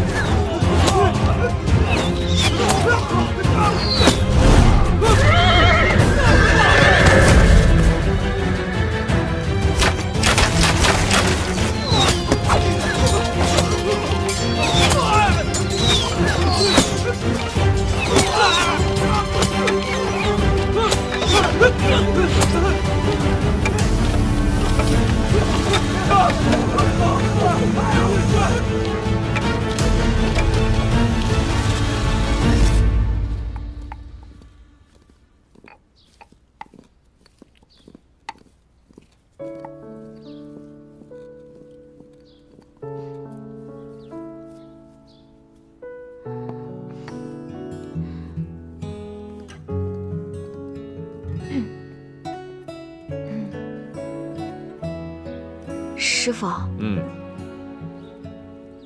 我一直有件事想问您，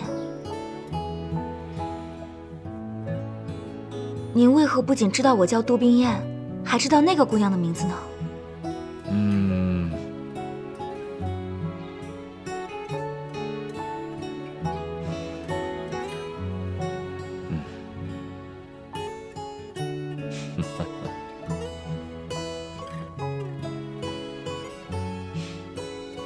其实啊，为师什么都清楚。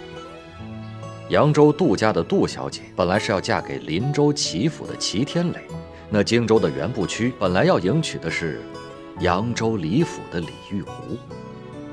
两位小姐同天出嫁，同上花轿，同时进入了仙女庙，情急之中拿错了盖头，上错了花轿。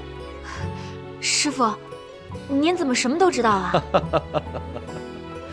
那是因为师傅掐指会算，人送外号刘半仙。师傅，冰燕真是三生有幸能成为您的弟子。从今往后，我还要跟您学医、学剑、学武功，更要学这占卜之法。你这是要把师傅毕生绝学全都学去啊？就算是师傅的亲女儿，师傅也未必都会传给他。哎，那师傅，不如什么？收我做干女儿吧。好一个聪慧的干女儿！干爹在上，请受女儿一拜。来，冰燕。其实师傅呢，并非什么高人，我是从林州过来的。齐家的三公子也是师傅的徒弟。天磊装病，是为了应付府上那些奸邪之人。哦，对，你的玉狐妹妹，功夫了得，她和天磊情投意合，也算是上天的安排，缘分之事真是妙不可言呐。现在林州这边歪打正着，巧配了姻缘。如果荆州这边，你们二人也能情投意合，那就是上错了花轿，嫁对郎啊！师傅，还叫师傅？干爹，瞧您说的。哎，杜宾，我正找你呢，你献的可真是锦囊妙计，敌人的骑兵被我们打败了。哦，真的啊？沙校尉，你就给我们讲讲呗。讲什么？讲满地撒黑豆的事儿啊？对呀，这个到底怎么回事啊？跟你说啊，撒黑豆呢，听起来就是个小动作，对吧？但实际上这是个连环计。敌方的战马一闻到那个黑豆的香味啊，全都低着头，到处找豆子吃。就趁这个时候，我们战鼓雷鸣，直接冲杀过去。敌人以为我们神兵天降呢，顿时就没有了那主心骨。我们就像砍刀切菜一样，直冲敌方大本营，大获全胜。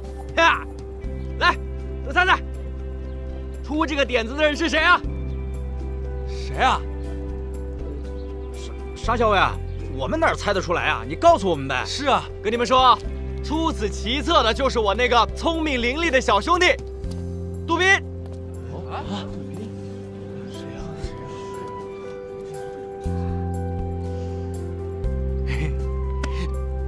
哎，大哥来了。将军，我让你在这儿给我操练，你在这儿跟我瞎吹呢。兄弟们都累了，让他们休息休息。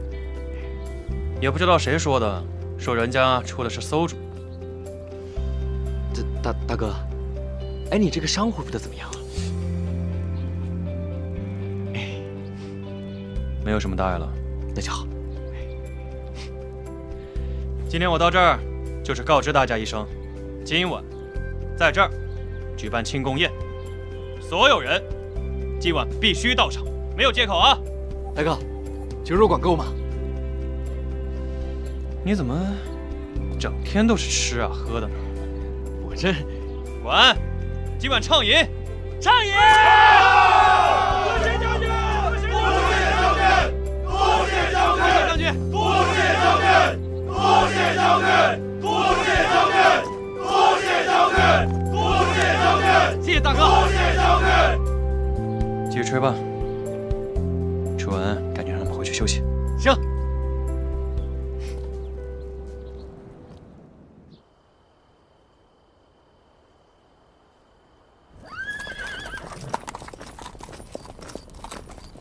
干爹，我们的药材用的太快了，那药箱都快空了，您说这可怎么办啊？近日我回林州去采购一些药材，顺便正好去看看玉狐和天磊的情况。对了，干爹，你等等我啊。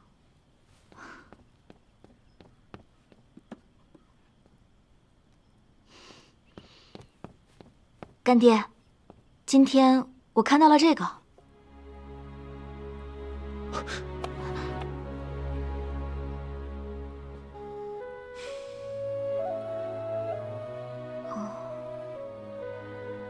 干爹，这是何物啊？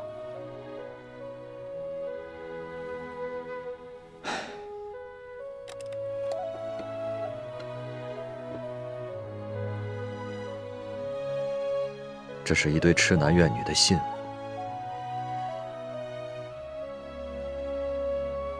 我有位师兄叫做风彻，医术十分高明，当年救助了很多病人。只是可惜的是，唯一者却不能自救。那这朵莲花为何只有半朵？另外半朵去哪儿了？还有，师父您刚刚说的那位风师兄，他又经历了什么？这半朵金箔莲花，是我师兄与他心爱女子的定情信。那这朵莲花为何只有半朵？另外半朵去哪儿了？还有，师父您刚刚说的那位风师兄，他又经历了什么？这半朵金箔莲花，是我师兄与他心爱女子的定情信。我亲手做的金莲，以后作为你我的信物。你看，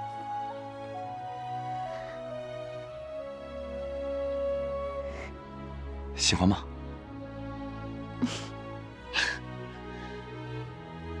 小姐，小姐，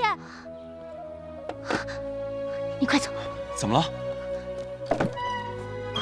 保重，快走！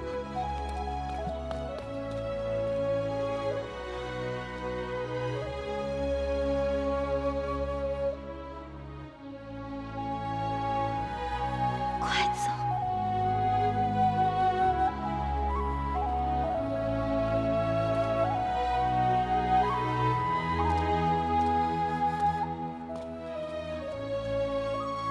如此说来，这位风师兄还算是我的师伯呢。真是没想到，他在情爱一事上，竟如此痴情。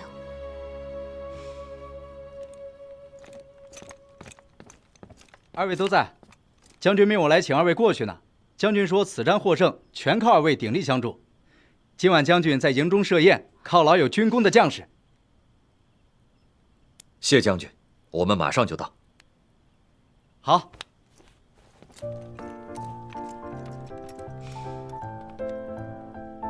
还不快去换身衣裳？干爹，我不太想去。啊，干爹明白了。你是在想，你立了大功，将军一定会让你喝酒，你却不胜酒力，怕露了马脚，对不对？那好，干爹自己去。多谢干爹。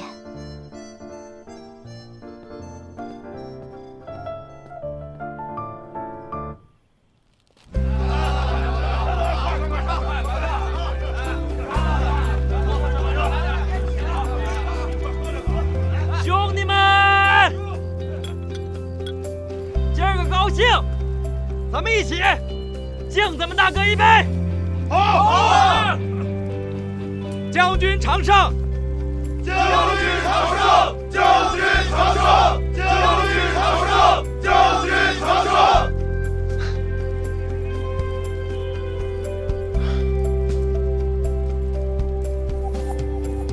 兄弟们，大丈夫手握利刃，沙场冲锋陷阵，方能换回身后百姓的安宁。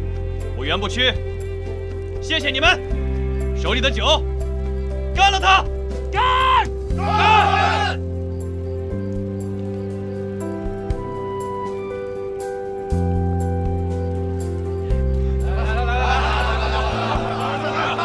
来，哥几个！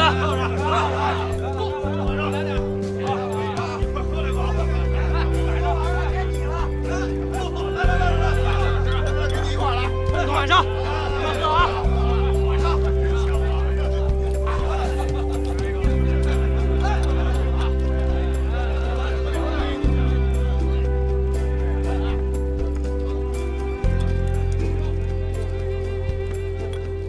将军有心事。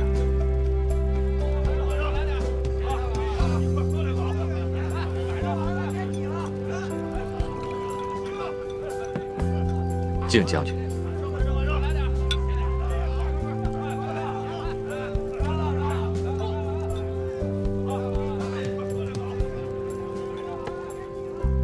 评委，凳子来了。静静，你这是要砸舅舅的脚啊？坐。臭小子，先生请。好。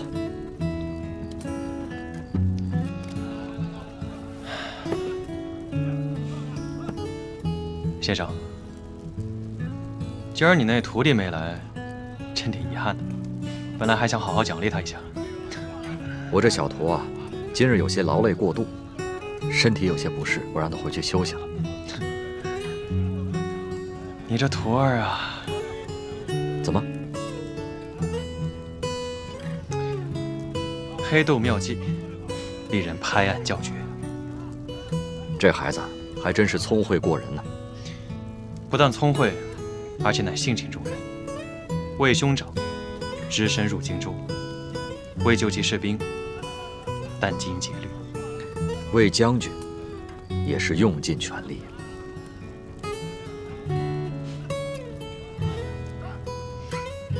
哦，对了，明日我书信一封给其他军部的将领，让他们查一查麾下士兵的军籍，帮杜宾找一下兄长，要让他们两兄弟早日团圆。谢将军。将军也是有情有义之人，只是想到，如果杜宾找到了兄长，就会随兄长一起离去。我这当师傅的，也的确有些不舍。怎么？杜宾准备要离开此处？杜宾是为了寻找兄长而来，如若找到了兄长，他一定会跟兄长走的。既然他决定离开此处，我也只好尊重他的选择。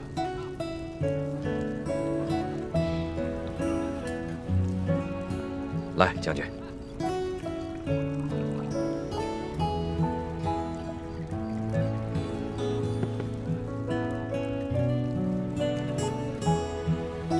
将军高义。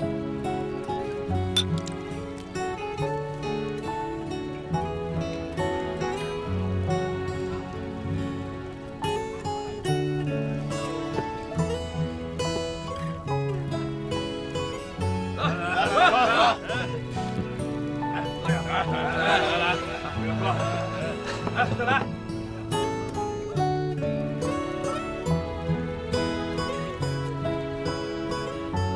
将军，我看你脸色有些难看，要不，请回到军帐之中，我帮你再瞧一瞧。走，将军请。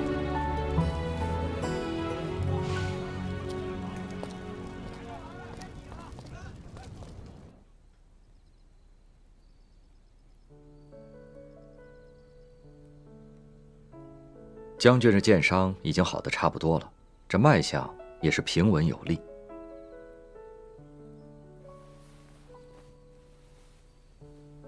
只是将军这面色沉郁，难道是有什么心事吗？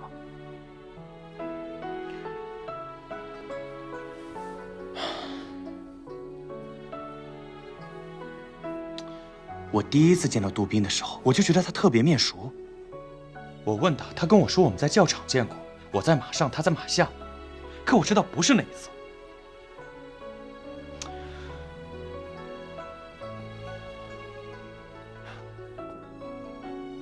我想起来了，是在荆州的大街上，有一个书生，他要来投军，他不对，那个书生好像比他要高一点，岁数也要大几岁。将军，杜宾是和我一起来的边城，我敢肯定地说，在这之前，你从未见过他。可我一见他，我就觉得面熟啊。我有个谜语，如果你能猜得出谜底的话，缠绕在你心头的迷雾就散开了。先生，请说。雄兔脚扑树，雌兔眼迷离，双兔傍地走，安能辨我是雄雌啊？杜宾是个女的。嗯。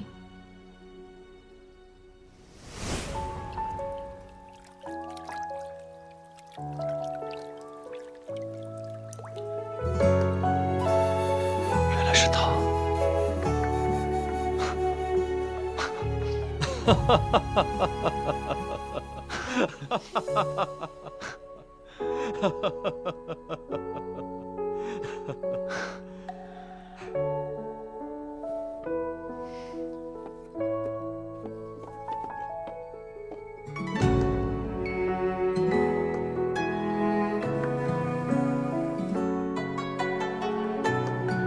将军，这条丝巾就是他的。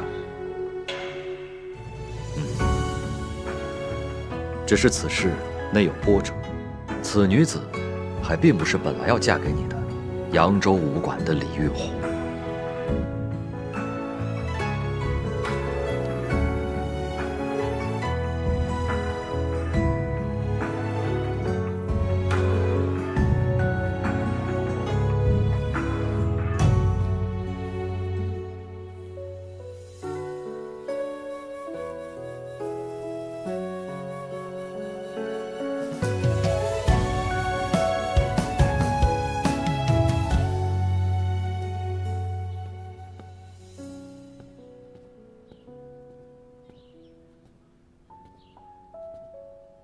将军，该换药了。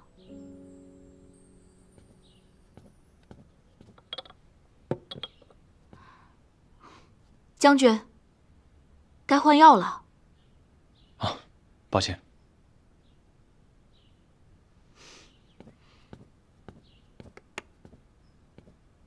将军写什么呢？这么入神。你看看。关关雎鸠，在河之洲。窈窕淑女，君子好逑。杜宾，你帮我看看，这字儿写的如何？哦，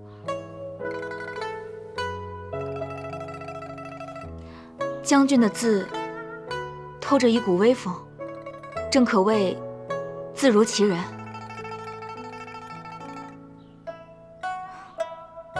只是不知将军为何要写这两句？莫非是将军心中已经有了主意之人？是啊，日前有幸识得一女子，此女貌若天仙，冰雪聪慧，让我甚是喜欢。只是我心中有一些忐忑，不知这姑娘对我是否有同样的心思。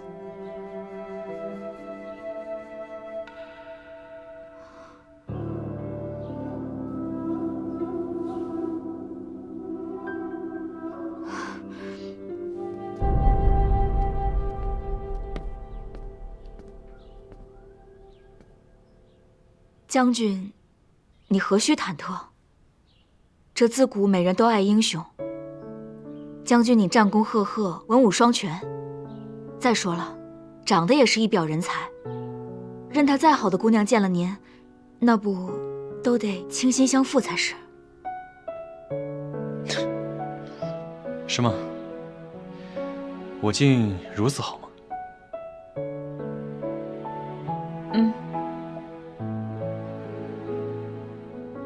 那如此说来，若杜宾你是女子，可愿嫁我？我？将军，我们该换药了。啊，不着急，我还有事想要问你。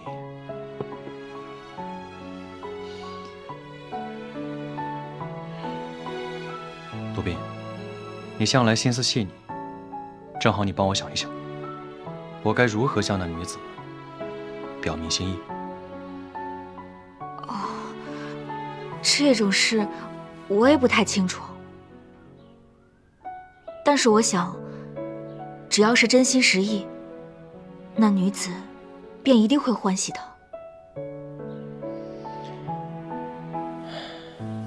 你有所不知啊，这世间女子都是喜爱礼物的。那正好，我把那女子的画像拿来给你瞧一瞧，帮我看一看，该送何物做礼。哦。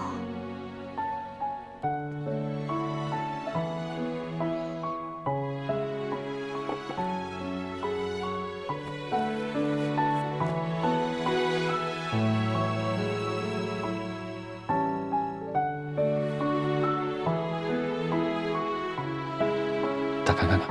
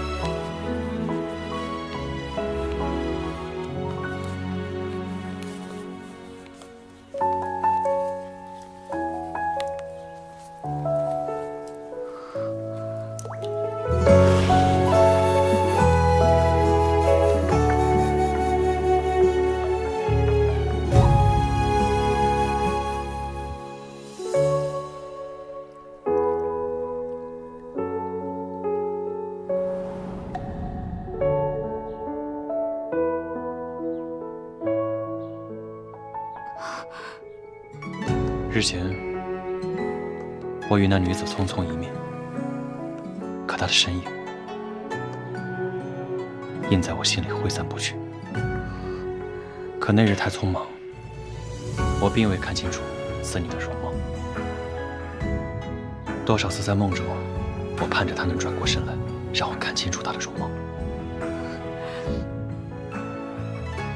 我早已准备好一件礼物，你帮我看一看。我如果送给她，表明心意的话，她是否会喜欢？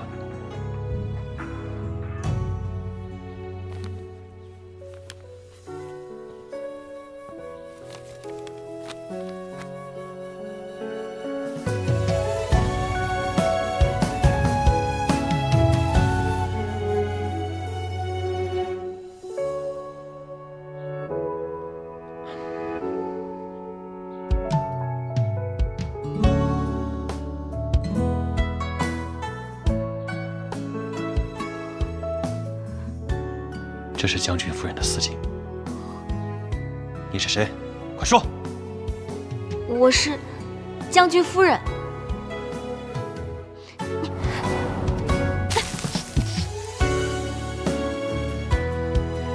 理当还给将军夫人。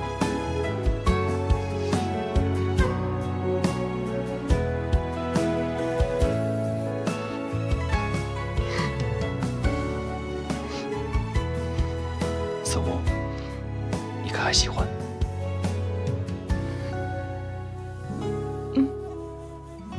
将军，我很喜欢。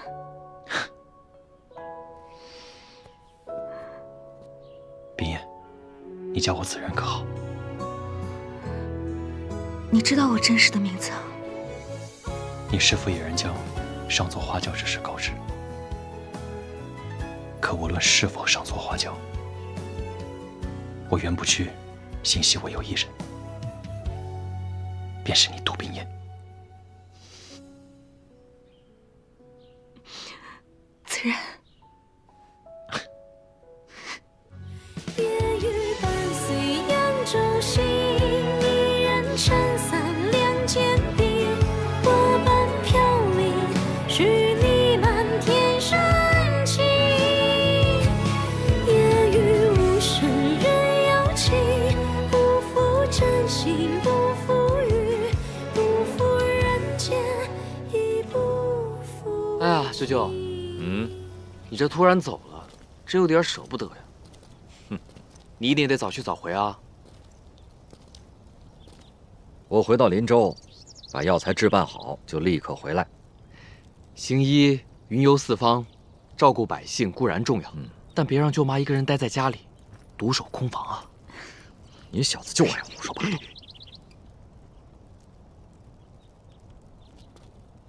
评委，你先回去，我还有些话要跟杜宾嘱咐。回去吧。多保重。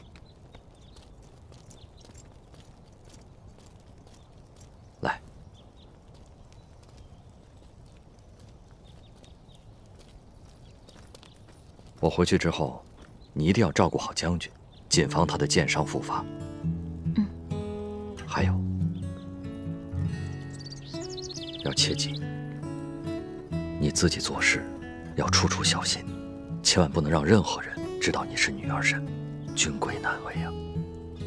干爹，你放心吧，我自己会小心的。对了，干爹，我这有遗物，麻烦你到了灵州之后，帮我转交给玉壶妹妹。一定。干爹，一路平安。照顾好自己。走。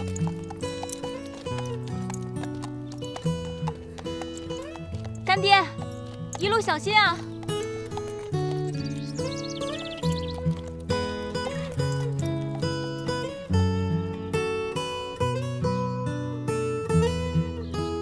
也不知道这三少奶奶打的什么主意，日日都往老太君院里跑，这哄得老太君高兴得不得了，逢人就夸三少奶奶孝顺，那好东西更是流水似的往姬昌新院搬。现下这三少奶奶的尾巴都要翘到天上去了。小巧啊，这尾巴翘不翘不重要，重要的是如何抓住这只尾巴，才是要紧的。我敢发誓，那一次他跟三少爷练武，若是我看花了眼，我不得好死。好了好了，小巧，你到底有没有看到他们在墙边练武，那都不重要，重要的是让老太君亲眼所见，那才作数。你日后要多留点神，倘若他们再露出任何蛛丝马迹，你务必要抓住。可他们现在根本就不让我把瑶送到楼上去，我如何再抓住他们马脚啊？况且，近来三少爷面色红润，可能我送去的药，三少爷根本没喝。巧巧，以后也许可能大概这种话，就不要再说了。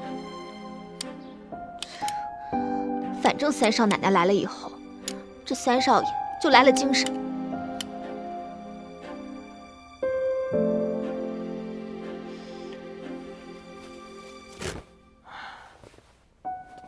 这杜冰雁乃是扬州的大家闺秀，按理说她的表词达意应该是灵秀文雅，可是当日账目审核大会上，她竟然口出礼词俗语，实在是令人费解。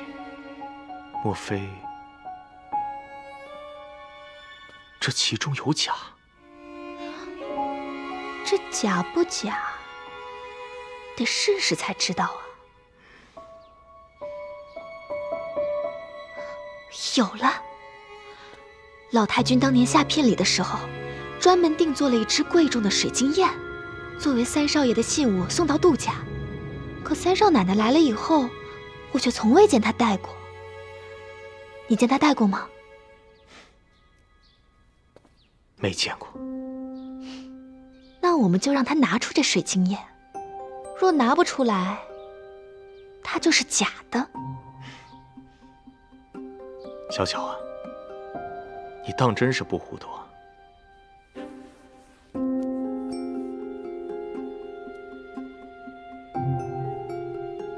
你这主意是极好的。再过几日，便是15，到时候外祖母会在齐府举办宴会，众人皆在。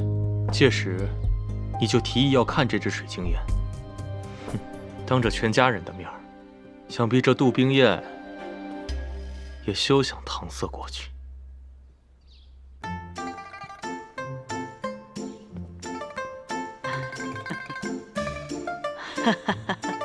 虽说上次冰雁怀孕一事是个误会，但是你们呀也不能放弃。那我先预祝咱们冰雁能早日有好消息，燕娘能早日抱上重孙子。好，好，好，咱们一起喝上一小杯。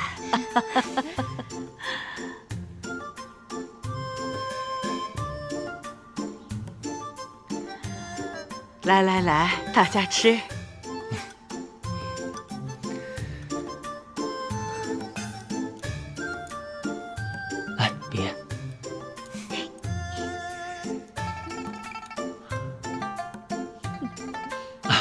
多谢母亲。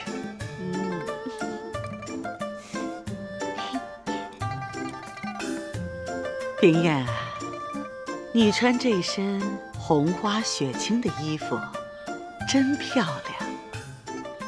冰燕，这可是老太君特意为你定做的，还不赶紧谢过老太君？多谢奶奶。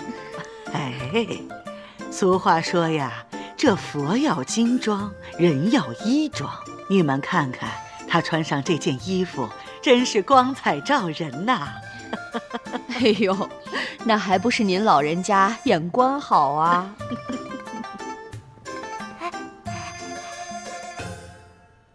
哎呀，燕生啊，都吃饭了，你跑哪儿去了？快坐下，快坐下。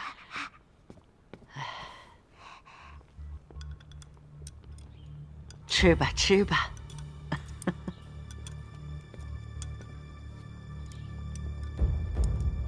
三少奶奶这身衣服，真是让人看得绚烂夺目啊！这要是再添上一样东西，可就真是锦上添花了。小巧，你说她应该添上件什么东西呢？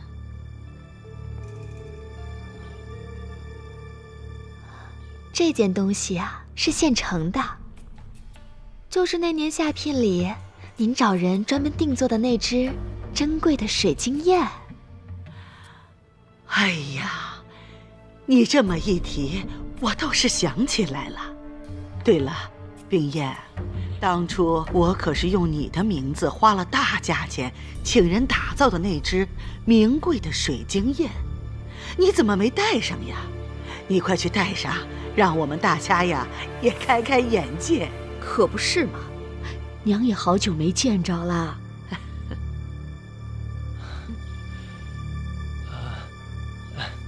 奶奶所言极是，我这就与冰燕回房去拿水晶燕。好好，母亲，我们去就回。去吧。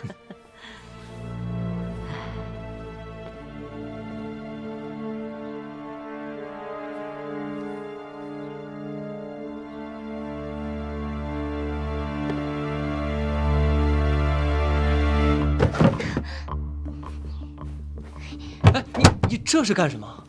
回扬州去。你说你溜走有什么用呢？哎，我们一起好好想办法不行吗？我根本就没有水晶燕，想什么办法？哎，我可以去跟奶奶说，水晶燕我没有拿过来，放在扬州的家里了。若是刚才方巧巧发难的时候你就这么说，或许还能搪塞过去。现在说，晚了。那你就再装病一次，糊弄过去。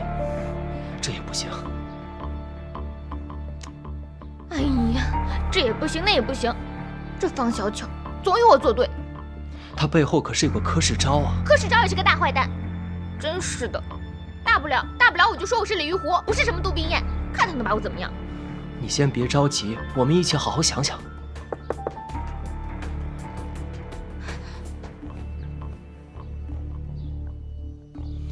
进。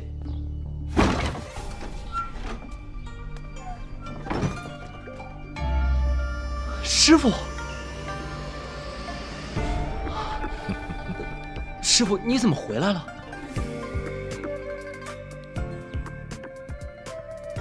我这次回来有一件十分重要的事情。我在荆州遇到一个人，是真正的杜冰燕。他让我把这份礼物要亲手交给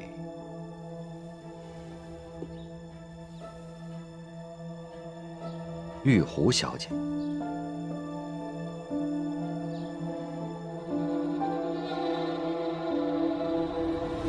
交给我。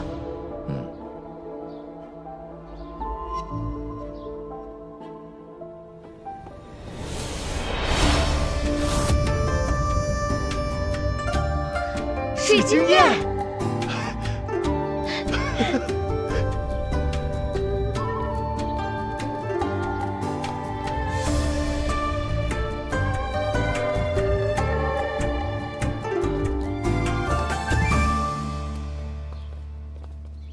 这个柯世昭三番五次为难我们，这次就让他竹篮打水一场空。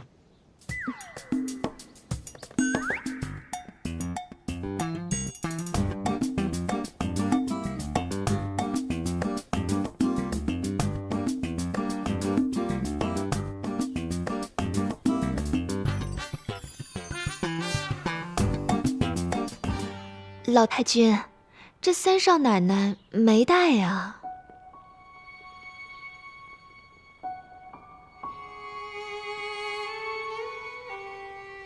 冰燕，你的水晶砚呢？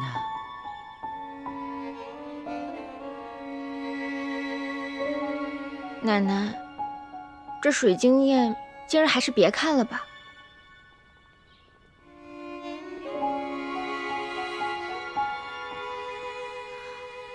老太君，这水晶砚是三少爷和三少奶奶缔结姻缘之物。您瞧，这大伙儿都等着沾沾这水晶砚的喜气呢。可不是嘛，冰燕，你为什么不愿意带出来让大家看看呢？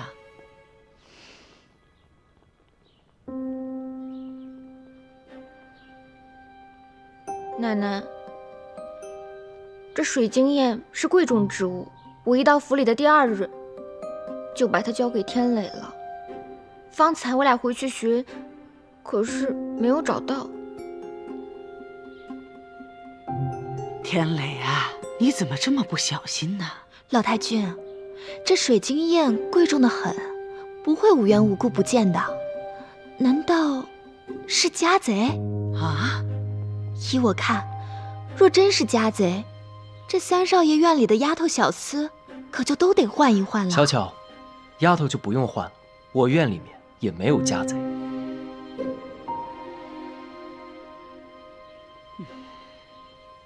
哎呀，你就别卖关子了，惹得我紧张兮兮的，惹得母亲和奶奶也紧张兮兮的。这么大个人了，放东西都不知道放哪儿，若不是他自己掉出来，我都不知道该怎么跟奶奶交代呢。拿出来吧。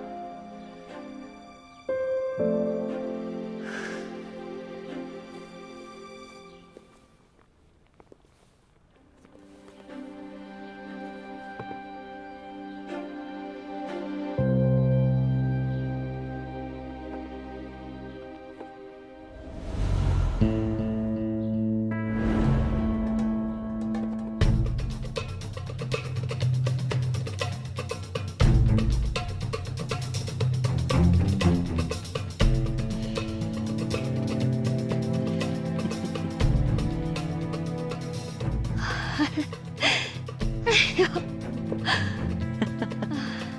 老太君，你瞧，还是那么精致。对了对了，就是这只雁。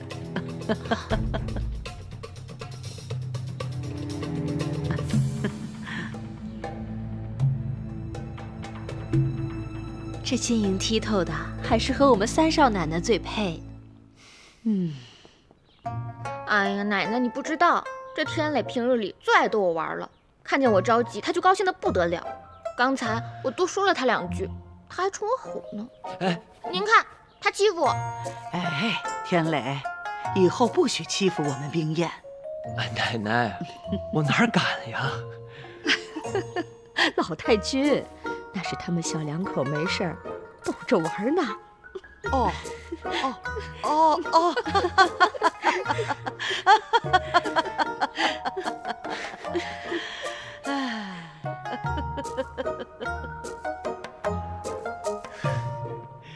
哎，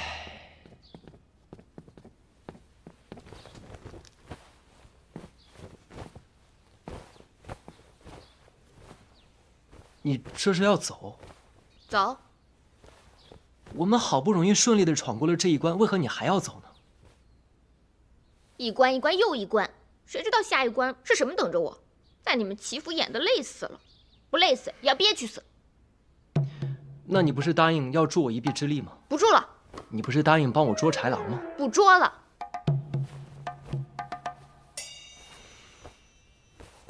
好，那你准备什么时候走啊？我想什么时候走就什么时候走，管不着。好，那你决定要走，我也没有办法。要走，便早些走吧。好在老太君想的周全，已经替我物色好了另一位女子。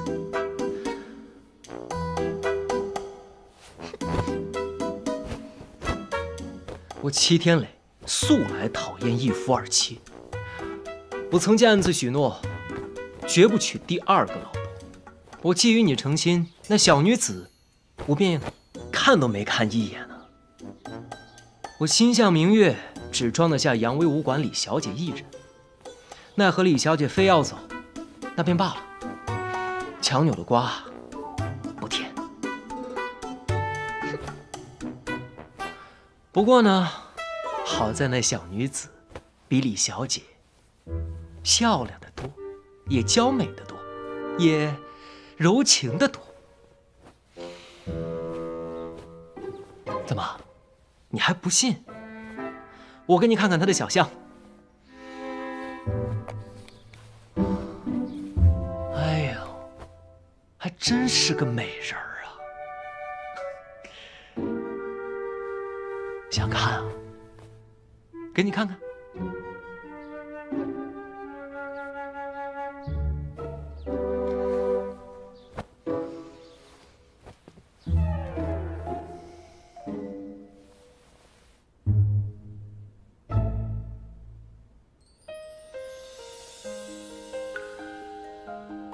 怎么样？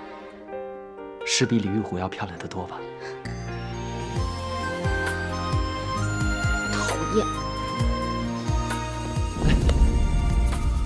鸟语花开春空尽，为一缕香追忆。别走好吗？一色流烟30里，竟无人怜惜。我不要什么大家闺秀的小女子，我只要李玉虎。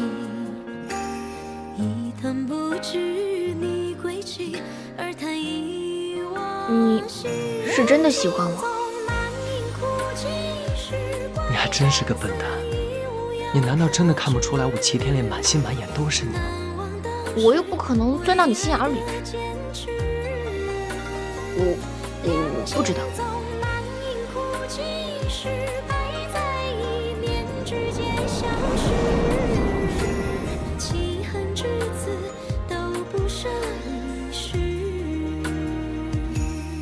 以此为证。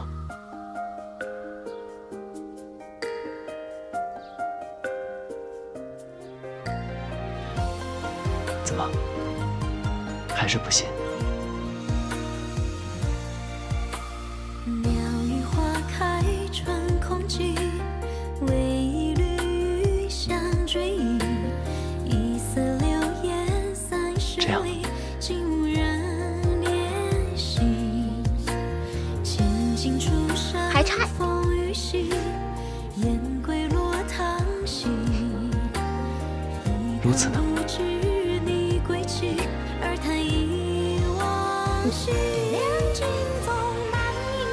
既然你信了，那便好。弃恨之子都不舍一世，情恨之子都不舍一世。